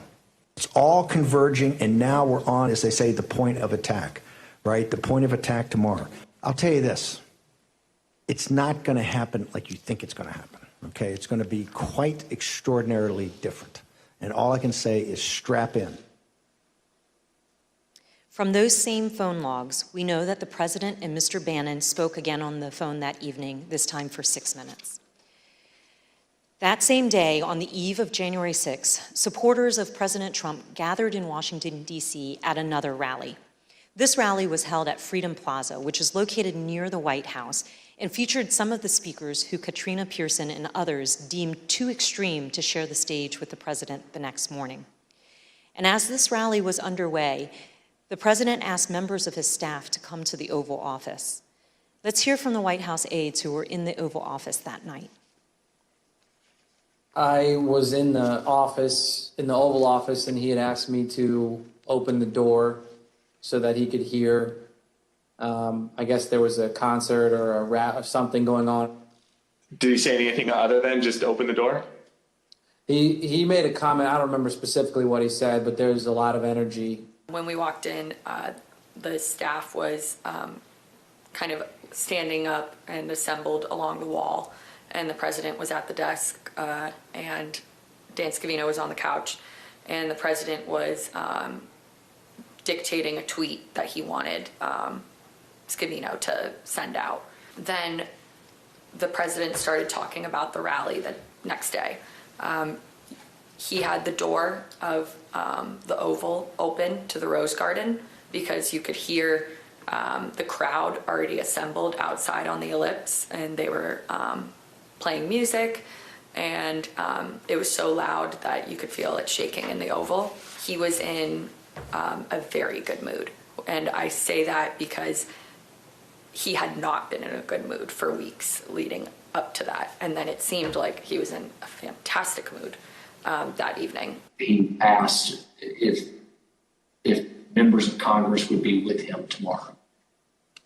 And what did you understand by meaning voting in his favor as opposed to physically with him or anything like that? Yeah, I took that to mean not voting to certify the election. Then he did look to the staff and ask for ideas of how, if I recall, he said that we could make the rhinos do the right thing, is the way he phrased it. And no one spoke up initially because I think everyone was trying to process what that he meant by that. The president was making notes then, talking then about we should go up to the Capitol. What's the best route to go to the Capitol? I said he should focus on policy accomplishments. I didn't mention it. What was his response? He acknowledged that and said we've had a lot, something along those lines, and then he fairly quickly moved to how fired up the crowd was going to be. And what did he say about it? Just that they were fired up, they were angry, they feel like the election has been stolen, that the election was rigged. Did he give you any indication of how he knew that the crowd was fired up or angry? He continued to reference being able to hear them outside. Through the open door of the Oval Office, the president could hear the sound of the crowd and the music at the rally at the Freedom Plaza. And these are some of the things that they were saying there at the plaza, just blocks from where the president sat that evening, excited for the next day. This is nothing less than an epic struggle for the future of this country between dark and light, between the godly and the godless, between good and evil. And we will win this fight, or America would step off into 1,000 years of darkness. Tomorrow, trust me, the American people that are standing on the soil that we are standing on tonight, and they're going to be standing on this soil tomorrow, this is soil that we have fought for, and we will fight for in the future. The members of Congress, the members of the House of Representatives, the members of the United States Senate, those of you who are feeling weak tonight, those of you that don't have the moral fiber in your body, get some tonight, because tomorrow we the people are going to be here, and we want you to know that we will not stand for a lie. We will not stand for a lie. I want them to know that 1776 is always an option.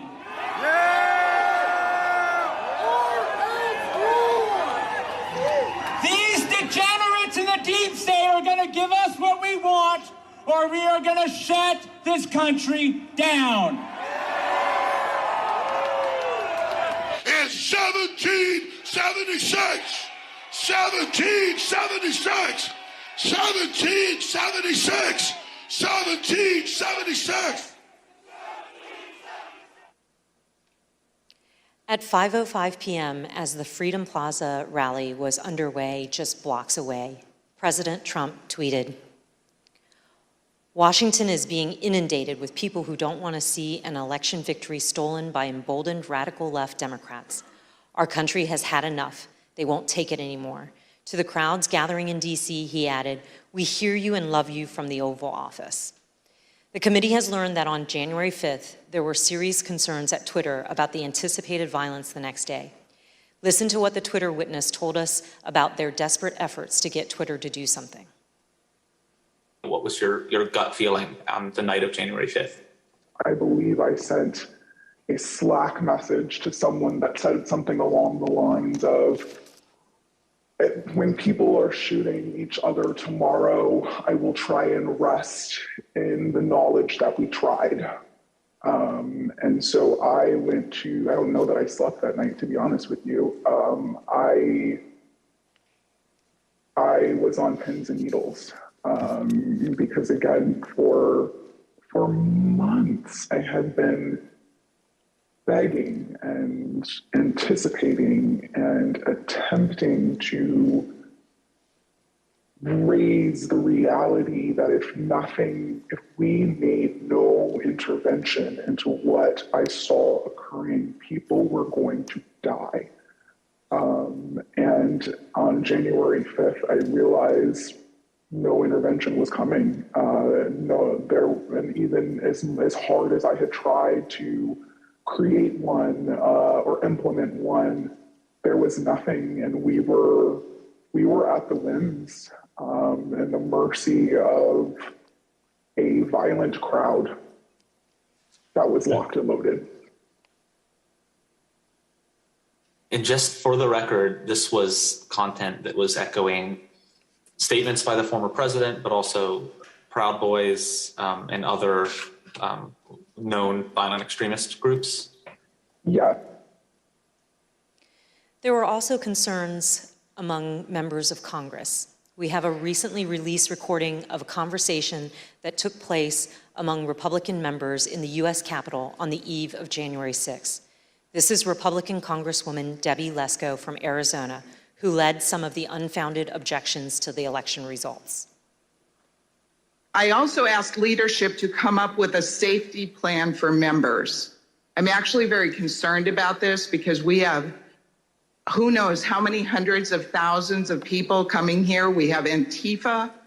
We also have, quite honestly, Trump supporters who actually believe that we are going to overturn the election. And when that doesn't happen, most likely will not happen, they are going to go nuts. That same evening, as President Trump listened to the rally from the Oval Office, he was also working on his speech to be delivered the next day. And based on documents we've received from the National Archives, including multiple drafts of the president's speech, as well as from witness testimony, we understand how that speech devolved into a call to action and a call to fight. One of the first edits President Trump made to his speech was to incorporate his 5:05 p.m. tweet, revising his speech to say, "All of us are here today, do not want to see our election victory stolen by emboldened radical left Democrats. Our country has had enough. We will not take it anymore." He also added, "Together, we will stop the steal." President Trump's edits continued into the morning of January 6th. And as you can see from the president's daily diary here, the president spoke to his chief speechwriter, Stephen Miller, for over 25 minutes that morning. Following his call with Mr. Miller, President Trump inserted for the first time a line in his speech that said, quote, "And we will see whether Mike Pence enters history as a truly great and courageous leader. All he has to do is refer the illegally submitted electoral votes back to the states that were given false and fraudulent information where they want to recertify." No prior version of this speech had referenced Vice President Pence or his role during the joint session on January 6th. These last-minute edits by President Trump to his speech were part of the president's pressure campaign against his own vice president. But not everyone wanted these lines regarding the vice president included in the president's speech, including White House lawyer Eric Hirschman. Did you ever speak to anybody in the White House at the time about this disagreement between the president and the vice president, other than the president, based on the objection from your counsel?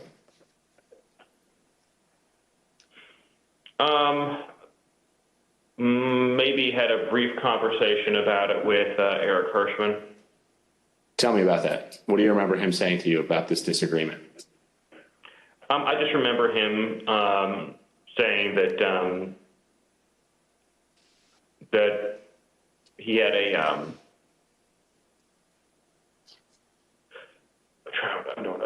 this wrong. I was sort of something to the effect of thinking that it would be counterproductive, I think he thought, to discuss the matter publicly.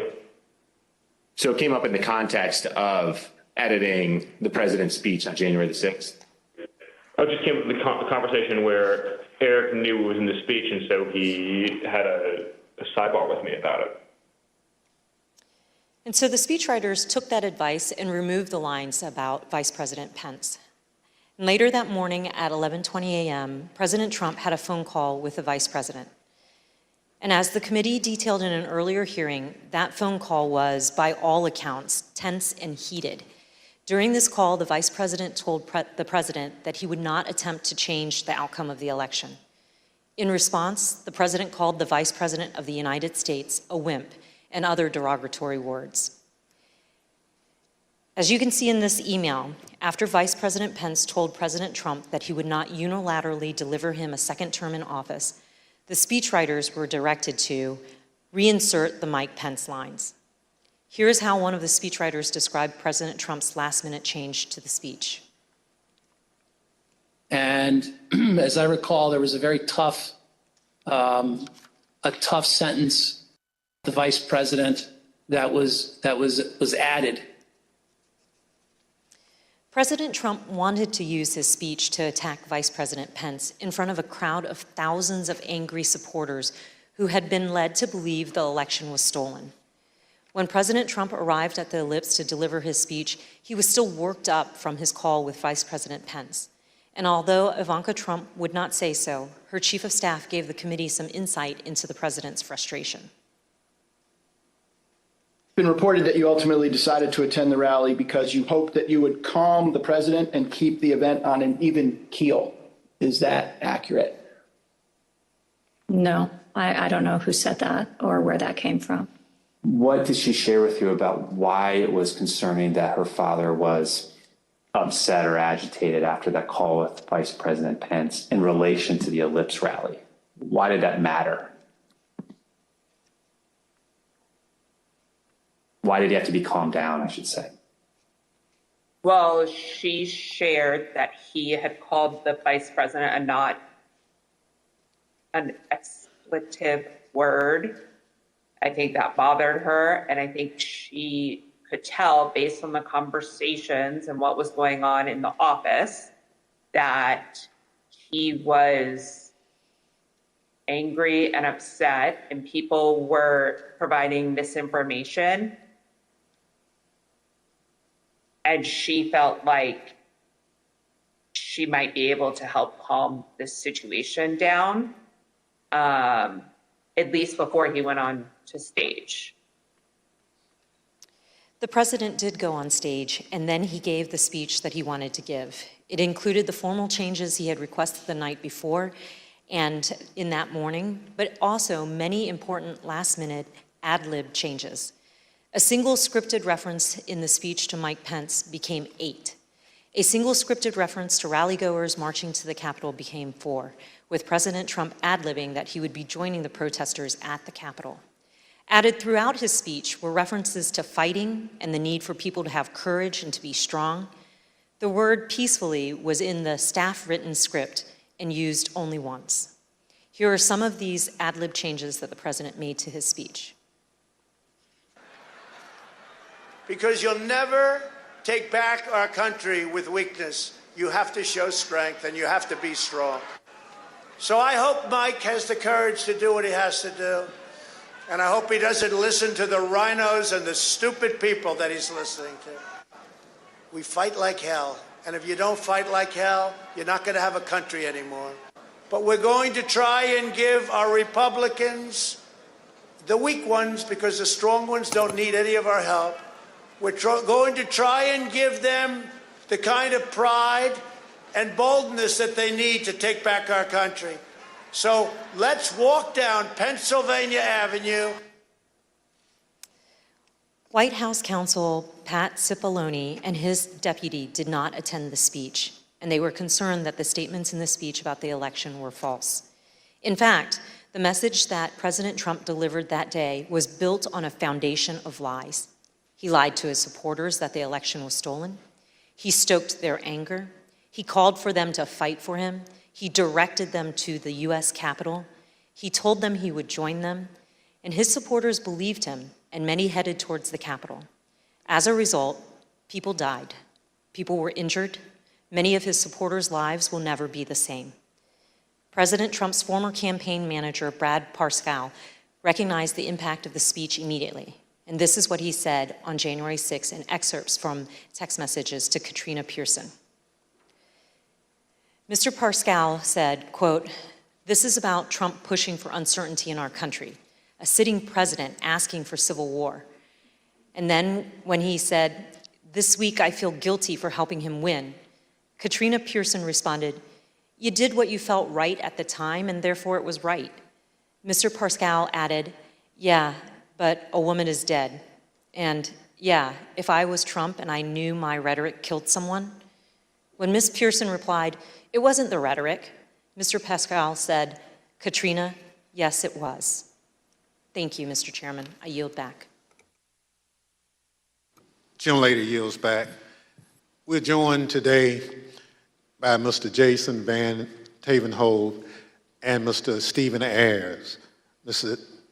Tavenhove is an artist and journalist. He's a former spokesman of the Oath Keepers and a former close associate of Elmer Stewart Rhodes, the founder and president of the Oath Keepers, who has been charged with seditious conspiracy in relation to the Capitol attack. Mr. Van Tavenhove broke with the Oath Keepers and has since spoken out forcefully against the violent group.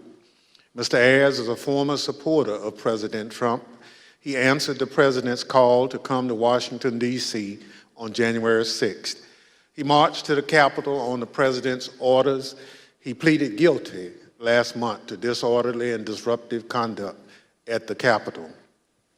Mr. Ayers, who no longer supports President Trump, came forward voluntarily to share his story as a warning. I will now swear in our witnesses. The witnesses will please stand and raise their right hand. Do you swear or affirm under penalty of perjury that the testimony you're about to give is the truth, the whole truth, and nothing but the truth, so help you God? Thank you. You may be seated. Let the record reflect that the witnesses answered in the affirmative. I recognize myself for questions.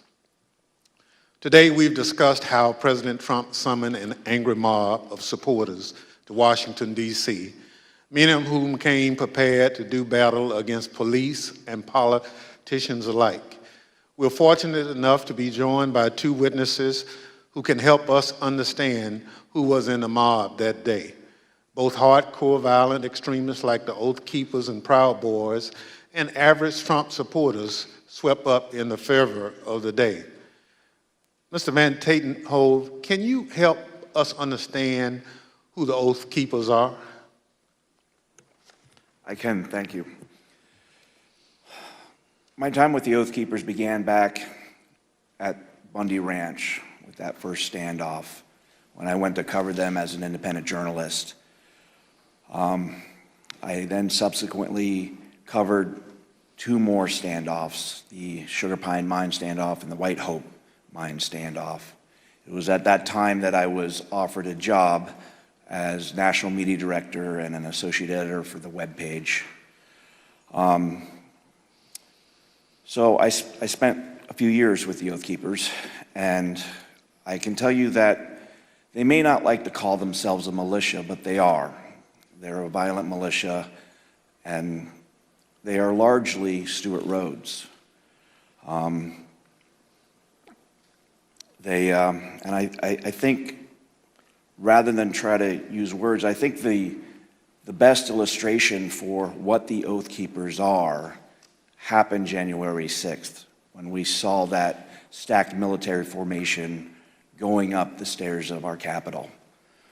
I saw radicalization that started with my beginning of my time with them and continued over a period of time as the member base and who it was that Stewart Rhodes was courting drifted further and further right into the alt-right world, into white nationalists, and even straight up racists.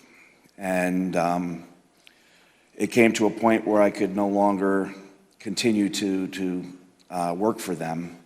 But the Oath Keepers are a dangerous militia that is in large part fed by the ego and drive of Stewart Rhodes, who at times seemed to see himself as this paramilitary leader.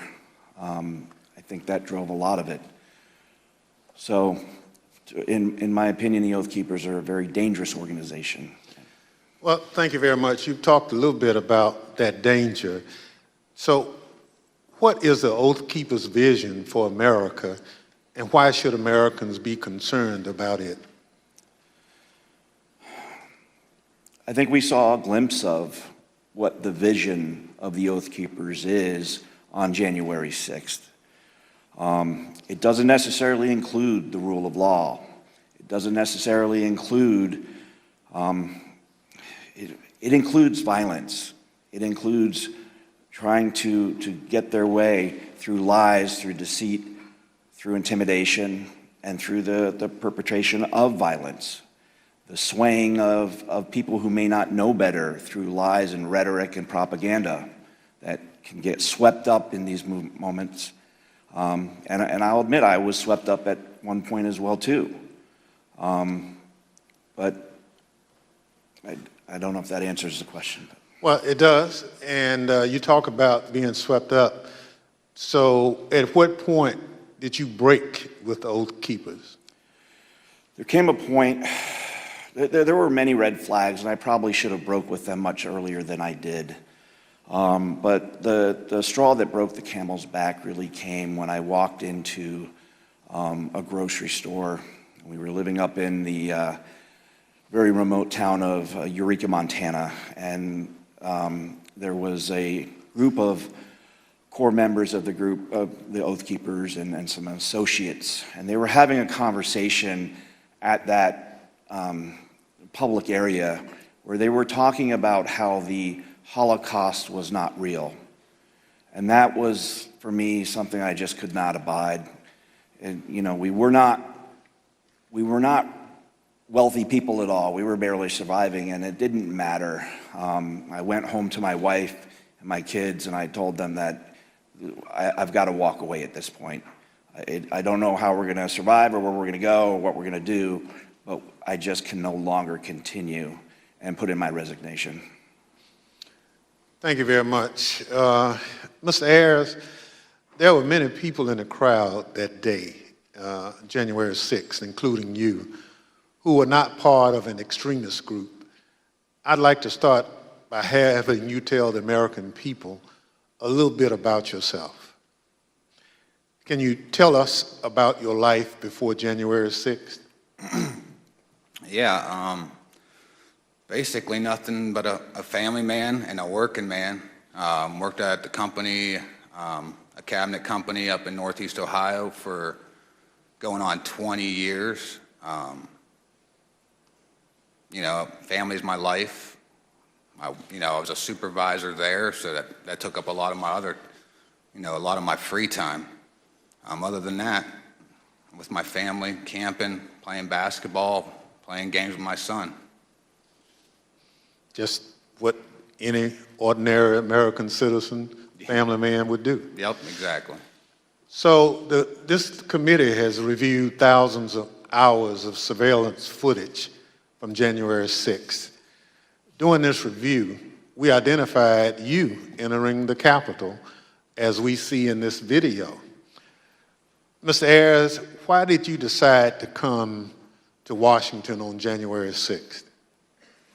For me personally, I was, pretty hardcore into the social media, Facebook, Twitter, Instagram. I followed, President Trump, on all of the websites, He basically put out, come to Stop the Steal rally, and I felt like I needed to be down here. So you basically learned about the rally on social media and at some point made a decision to come to Washington. Yep. I had some friends I found out were coming down, and I just hopped on with them right at the tail end when I found out, and came down here with them. Thank you very much. The chair recognizes the vice chair, Ms. Cheney of Wyoming, for any questions that she may have.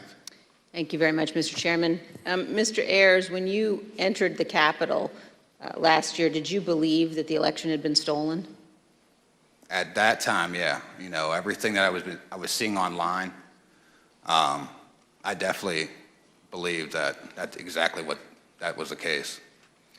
And when you heard from President Trump that the election was stolen, how did that make you feel?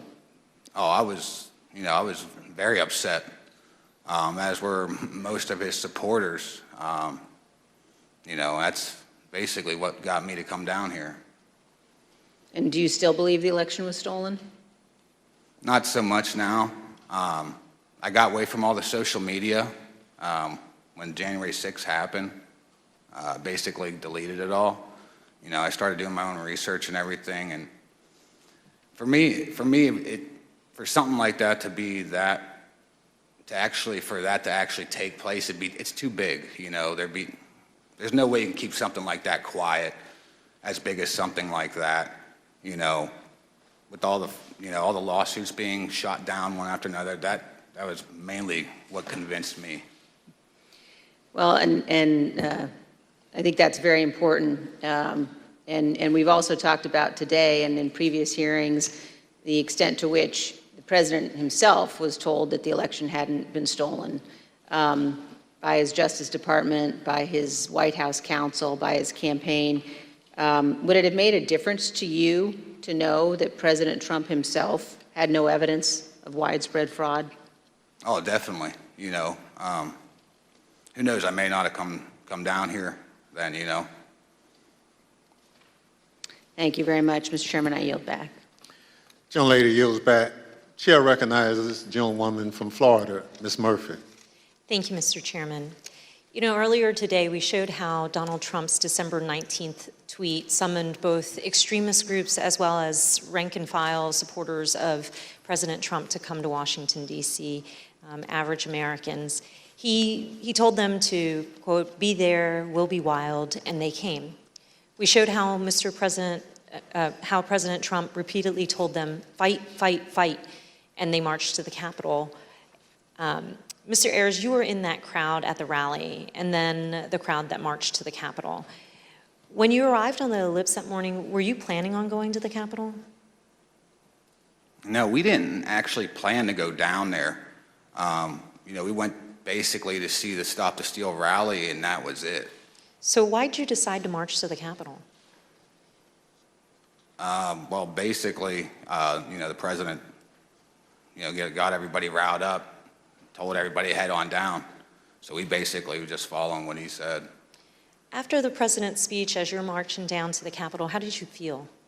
I was, I'm angry, after everything that was basically said in the speech. A lot of the stuff he said, he already put out in tweets. I've already seen it and heard it before. So, I was already worked up, and so were most of the people there. So as you started marching, did you think there was still a chance the election would be overturned? Yeah, at that time I did, because everybody was kind of like in the hope that, Vice President Pence was not going to certify the election. Also the whole time on our way down there, we kept hearing about this big reveal I remember us talking about, and we kind of thought maybe that was it. So that hope was there. Did you think that the president would be marching with you? Yeah, I think everybody thought he was going to be coming down. He said in his speech, kind of like he's going to be there with us. So, I think I believed it. I understand. We know that you illegally entered the Capitol that afternoon and then left the Capitol area later on. What made you decide to leave? Basically, when President Trump put his tweet out, we literally left right after that come out. You know, to me, if he would have done that earlier in the day, 1:30, you know, we wouldn't be in this, maybe we wouldn't be in this bad of a situation or something. Thank you. Mr. Chairman, I yield back. Chair recognizes the gentleman from Maryland, Mr. Raskin. Thank you, Mr. Chairman. Mr. Van Tatenhoff, in the run-up to January 6th, Stuart Rhodes publicly implored President Trump to invoke the Insurrection Act, the 1807 law that allows the president to call up militias to put down a rebellion against the United States. And I want to get your thoughts about this in the context of your prior relationship with Stuart Rhodes. I understand that you had conversations with Rhodes about the Insurrection Act. Why was he so fixated on that, and what did he think it would enable the Oath Keepers to do? Well, I think it gave him a sense of legitimacy, that it was a path forward to move forward with his goals and agendas. I think we need to quit mincing words and just talk about truths. And what it was going to be was an armed revolution. I mean, people died that day. Law enforcement officers died this day. There was a gallows set up in front of the Capitol. This could have been the spark that started a new civil war, and no one would have won there. That would have been good for no one. He was always looking for ways to legitimize what he was doing, whether by wrapping it in the trappings of it's not a militia, it's a community preparedness team. We're not a militia, we're an educational outreach group. It's a veteran support group. But again, we've got to stop with this dishonesty and the mincing of words and just call things for what they are. You know, he's a militia leader. He had these grand visions of being a paramilitary leader, and the Insurrection Act would have given him a path forward with that. You know, the fact that the president was communicating, whether directly or indirectly, messaging, you know, kind of that gave him the nod. And all I can do is thank the gods that things did not go any worse that day. What did the Oath Keepers see in President Trump? They saw a path forward that would have legitimacy. They saw opportunity, I think, in my opinion, to become a paramilitary force, you know? Last week, the Department of Justice indicated that it has evidence of the Oath Keepers bringing not just firearms, but explosives to Washington ahead of January 6th. And the committee's also learned that Stuart Rhodes stopped to buy weapons on his way to Washington and shipped roughly $7,000 worth of tactical gear to a January 6th rally planner in Virginia before the attack. Did you ever hear Rhodes discuss committing violence against elected political leaders? Yeah, I mean, that went back from the very beginning of my tenure. One of the first assignments that he brought to me, wanting me to do as more of a graphic artist function, was to create a deck of cards. You may remember back to the conflict in the Middle East, where our own military created a deck of cards, which was a who's who of kind of the key players on the other side that they wanted to take out. And Stuart was very intrigued by that notion and influenced by it, I think. And he wanted me to create a deck of cards that would include different politicians, judges, including up to Hillary Clinton as the Queen of Hearts. This is a project that I refused to do. But from the very start, we saw that. There was always the push for military training, including there were courses in that community that went over explosives training. So yeah, this all falls in line. Mr. Van Tatenhoff, you say in your very thoughtful written testimony that we received today that you fear what the next election cycle will bring. And you also say that we have been exceedingly lucky in that we have not seen more bloodshed so far. I wonder if you would elaborate on those two statements. I think as far as the luck goes, we've had the potential from Bundy Ranch on. I mean, being boots on the ground at these standoffs, and they were standoffs where there were firearms pointed across lines at federal law enforcement agencies, you know, whatever it may be with that particular standoff. But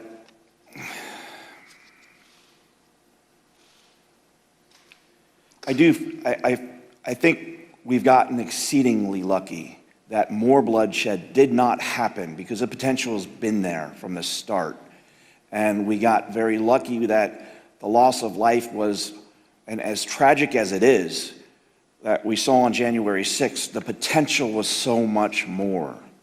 Again, all we have to look at is the iconic images of that day with the gallows set up for Mike Pence, for the Vice President of the United States. You know, and I do fear for this next election cycle because who knows what that might bring. If a president that's willing to try to instill and encourage to whip up a civil war amongst his followers using lies and deceit and snake oil, and regardless of the human impact, what else is he going to do if he gets elected again? All bets are off at that point. And that's a scary notion. I have 3 daughters. I have a granddaughter. And I fear for the world that they will inherit if we do not start holding these people to account. Thank you for your testimony, Mr. Van Tatenhoff. Mr. Ayers, I first want to ask you about what finally caused you to leave on January the 6th. We know that the medieval-style combat with our police, the occupation of the building, this was going on for several hours until the president issued at 4:17 a tweet, I believe, that included a video telling people to go home. Did you see that, and did that have any effect on what you were doing? Well, when we were there, as soon as that come out, everybody started talking about it, and it seemed like it started to disperse, you know, some of the crowd. Obviously, you know, once we got back to the hotel room, we seen that it was still going on, but it definitely dispersed a lot of the crowd. And did you leave at that point? Yeah, we did. Yeah, we left. So, in other words, that was the key moment when you decided to leave, when President Trump told people to go home. Yeah, yep. We left right when that come out. You were not a member of an organized group like the Oath Keepers or the Proud Boys, as most of the crowd wasn't. I wonder, on January 6th, was it your view that these far-right groups like the Oath Keepers and Proud Boys and 3%ers and others were on your side? Did you have any reservations about marching with them and rallying with them? Well, I definitely didn't have a problem. You know, I was probably following them online myself. You know, I thought, you know, hey, they're on our team, good. That's how I kind of looked at it at the time. You know, like, I didn't have a problem with it. I thought it was a good thing. I'm interested in hearing about what's happened to you since the events of January 6th. You told the vice chair that you no longer believe Trump's big lie about the election, but that's what brought you originally to Washington. Looking back on it now, how do you reflect on the role that you played in the crowd that day, and what is going on in your life? Basically, you know, I lost my job. Since this all happened, you know, pretty much sold my house. So everything that happened with the charges, you know, thank God, a lot of them did get dismissed because I was just holding my phone, but at the same time I was there. So I mean, it definitely, it changed my life, you know, and not for the good, definitely not for the, you know, for the better. Yeah, I mean, well, all I could say. President Trump is still promoting the big lie about the election. How does that make you feel? It makes me mad because I was hanging on every word he was saying. Everything he was putting out, I was following it. I mean, if I was doing it, hundreds of thousands or millions of other people are doing it, or maybe even still doing it.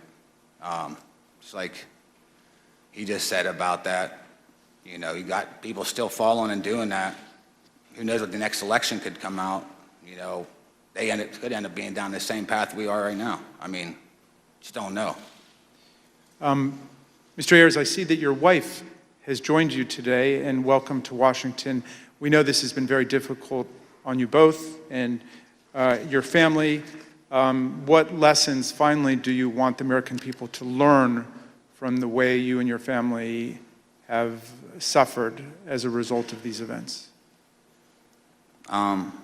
Biggest thing is I consider myself a family man, and I love my country. And I don't think any one man is bigger than either one of those. I think that's what needs to be taken. You know, people dive into the politics, and for me, I felt like I had, you know, like horse blinders on. I was locked in the whole time. Biggest thing for me is take the blinders off, make sure you step back and see what's going on before it's too late.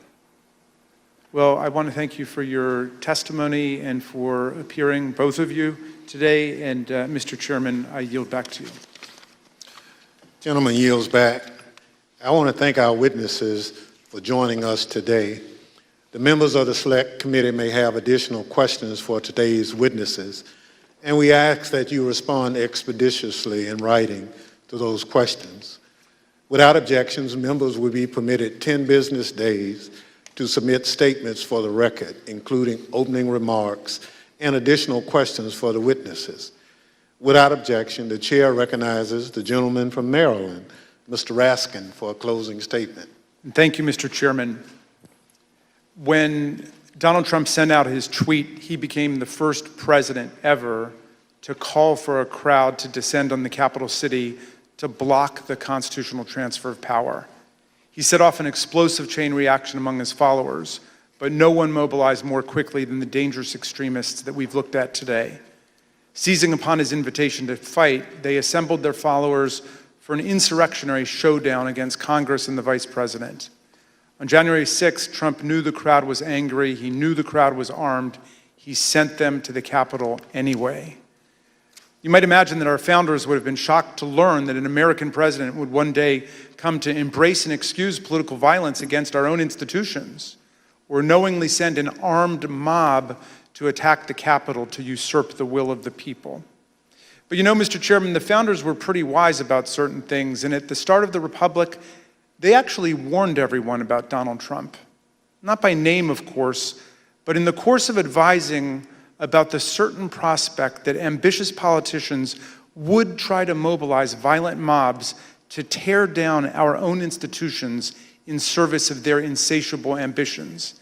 In the very first Federalist paper, Alexander Hamilton observed that history teaches that opportunistic politicians who desire to rule at all costs will begin first as demagogues, pandering to the angry and malignant passions of the crowd, but then end up as tyrants, trampling the freedoms and the rights of the people.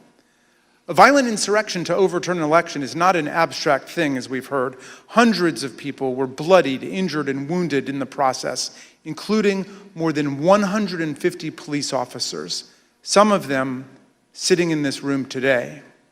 I want to give you an update on one officer who was badly wounded in the attack and is well known to the members of this committee because he testified before us last year.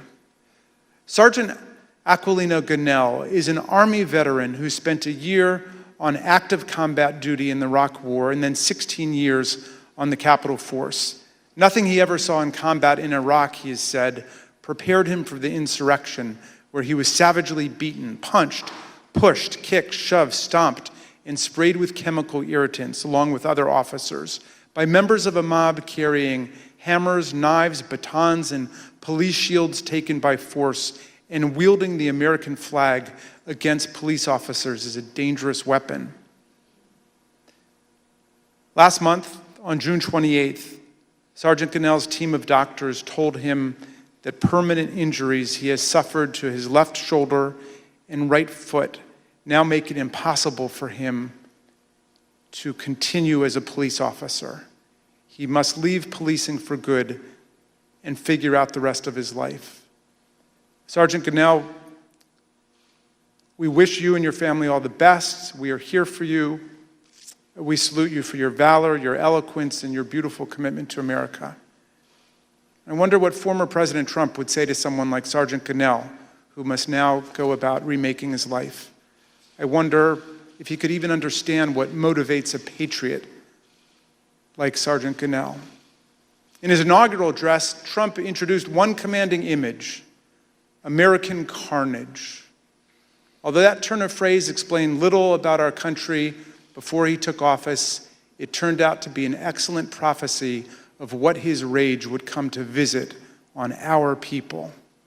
Mr. Ayers just described how the trust he placed in President Trump as a camp follower derailed his life and nearly wrecked his reputation and his family. A few weeks ago, we heard Shay Moss and her mother, Ruby Freeman, Speaker Rusty Bowers from Arizona, and Georgia's Secretary of State Brad Raffensperger describe how hate-filled intimidation campaigns by Trump and his followers made them prisoners in their homes and drove their stress and anxiety to soaring new heights when they refused to do Trump's bidding. American carnage, that's Donald Trump's true legacy. His desire to overthrow the people's election and seize the presidency interrupted the counting of electoral college votes for the first time in American history, nearly toppled the constitutional order, and brutalized hundreds and hundreds of people. The Watergate break-in was like a Cub Scout meeting compared to this assault on our people and our institutions. Mr. Chairman, these hearings have been significant for us and for millions of Americans, and our hearing next week will be a profound moment of reckoning for America. But the crucial thing is the next step. What this committee, what all of us will do to fortify our democracy against coups, political violence, and campaigns to steal elections away from the people. Unlike Mr. Ayers and Mr. Van Tatenhove, people who have recovered and evolved from their descent into the hell of fanaticism, Donald Trump has only expanded his big lie to cover January 6th itself. He asserts the insurrection was the real election, and the election was the real insurrection. He says his mob greeted our police officers on January 6th with hugs and kisses. He threatens to take one of America's two major political parties with him down the road to authoritarianism, and it is Abraham Lincoln's party, no less. The political scientists tell us that authoritarian parties have two essential features in common in history and around the world. They do not accept the results of democratic elections when they lose, and they embrace political violence as legitimate. And the problem of incitement to political violence has only grown more serious in the internet age, as we have just heard. But this is not the problem of one party, it is the problem of the whole country now. American democracy, Mr. Chairman, is a precious inheritance, something rare in the history of the world and even on earth today. Constitutional democracy is the silver frame, as Lincoln put it, upon which the golden apple of freedom rests. We need to defend both our democracy and our freedom with everything we have and declare that this American carnage ends here and now. In a world of resurgent authoritarianism and racism and anti-Semitism, let's all hang tough for American democracy. Thank you, Mr. Chairman. I yield back. Gentleman yields back. Without objection, the chair recognizes the gentlewoman from Florida, Ms. Murphy, for a closing statement. Thank you, Mr. Chairman. At one of our first hearings, Chairman Thompson explained that the members of this committee would not spend much time talking about ourselves. Rather, we would let the evidence play the leading role. And the chairman was right, because this isn't about promoting ourselves as individuals, it's about protecting the country we love. And it's about preserving what actually makes America great: the rule of law, free and fair elections, and the peaceful transfer of power from one elected leader to the next. But if I may say a word about myself and why I'm proud to serve on this committee. I'm the only member of this committee who was not blessed to be born an American. I was born in Vietnam after the Vietnam War, and my family and I fled a communist government and were rescued by the US Navy and were given sanctuary in America. My patriotism is rooted in my gratitude for America's grace and generosity. I love this country. On January 6th, 4 decades after my family fled a place where political power was seized through violence, I was in the United States Capitol, fleeing my fellow Americans. Members of the angry mob had been lied to by a president and the other powerful people who tried to convince them without evidence that the election had been stolen from them. Some of them then tried to use physical violence to overturn the outcome of a free and fair election. Our committee's overriding objective is to fight fiction with facts, to create a full account for the American people and for the historical record, to tell the truth of what happened and why it happened, to make recommendations so it never happens again, to defend our democracy. To me, there's nothing more patriotic than that. Thank you. Mr. Chairman, I yield back. Gentlelady yields back. Without objection, the chair recognizes the gentlewoman from Wyoming, Ms. Cheney, for a closing statement. Thank you very much, Mr. Chairman. Mr. Chairman, let me put what you have seen today in a broader context. At the very outset of our hearings, we described several elements of President Trump's multi-part plan to overturn the 2020 election.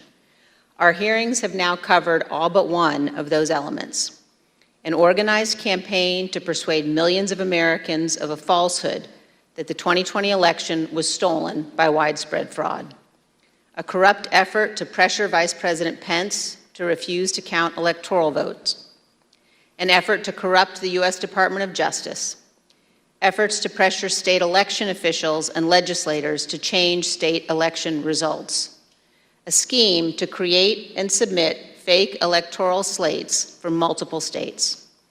And today, you saw how President Trump summoned a mob to Washington for January 6th, and then, knowing that that mob was armed, directed that mob to the United States Capitol. Every one of these elements of the planning for January 6th is an independently serious matter. They were all ultimately focused on overturning the election, and they all have one other thing in common. Donald Trump participated in each substantially and personally. He oversaw or directed the activity of those involved. Next week, we will return to January 6th itself. As we have shown in prior hearings, Donald Trump and his legal team, led by Rudy Giuliani, were working on January 6th to delay or halt Congress's counting of electoral votes.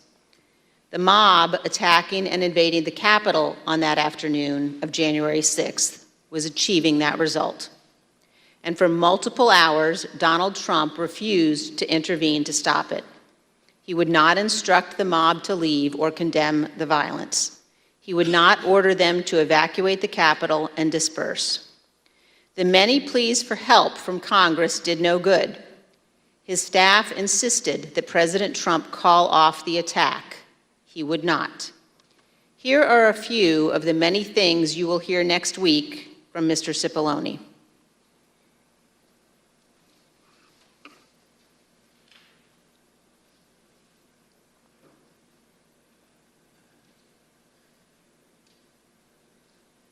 Is that right? I was, and others were as well. Was it necessary for you to continue to push for a statement directing people to leave all the way through that period of time until it was ultimately issued after? I felt it was my obligation to continue to push for that, and others felt it was their obligation as well. Would it have been possible at any moment for the president to walk down to the podium in the briefing room and talk to the nation at any time between when you first gave him that advice at 2 o'clock and 4:17 when the video statement went out? Would that have been possible? Would it have been possible? Yes. Yes, it would have been possible. And you will hear that Donald Trump never picked up the phone that day to order his administration to help. This is not ambiguous. He did not call the military. His Secretary of Defense received no order. He did not call his Attorney General. He did not talk to the Department of Homeland Security. Mike Pence did all of those things. Donald Trump did not. We will walk through the events of January 6th next week, minute by minute. And one more item. After our last hearing, President Trump tried to call a witness in our investigation, a witness you have not yet seen in these hearings. That person declined to answer or respond to President Trump's call and instead alerted their lawyer to the call. Their lawyer alerted us, and this committee has supplied that information to the Department of Justice. Let me say one more time, we will take any effort to influence witness testimony very seriously. Thank you, Mr. Chairman. I yield back. Thank you. Gentlelady yields back. In my opening, I mentioned how we look to our leaders to serve as a fail-safe if people in this country refuse to accept the results of an election.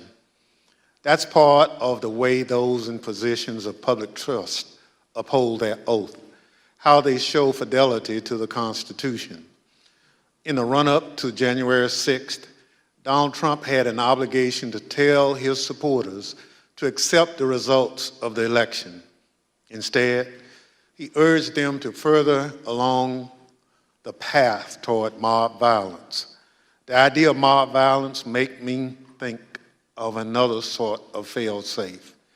All across this country, there are different ideas about what role the federal government should play in our lives. In fact, up here on this dais, there are plenty of different ideas. But there are moments when the institutions of our federal government are the fail-safe. I am from a part of the country where, had it not been for the federal government and the Constitution, my parents and many more Americans like them would have continued to be treated as second-class citizens. The freedom to be able to vote without harassment, travel in relative safety, and dine and sleep where you choose is because we have a government that looks over the well-being of its citizens. This is especially important in moments of crisis.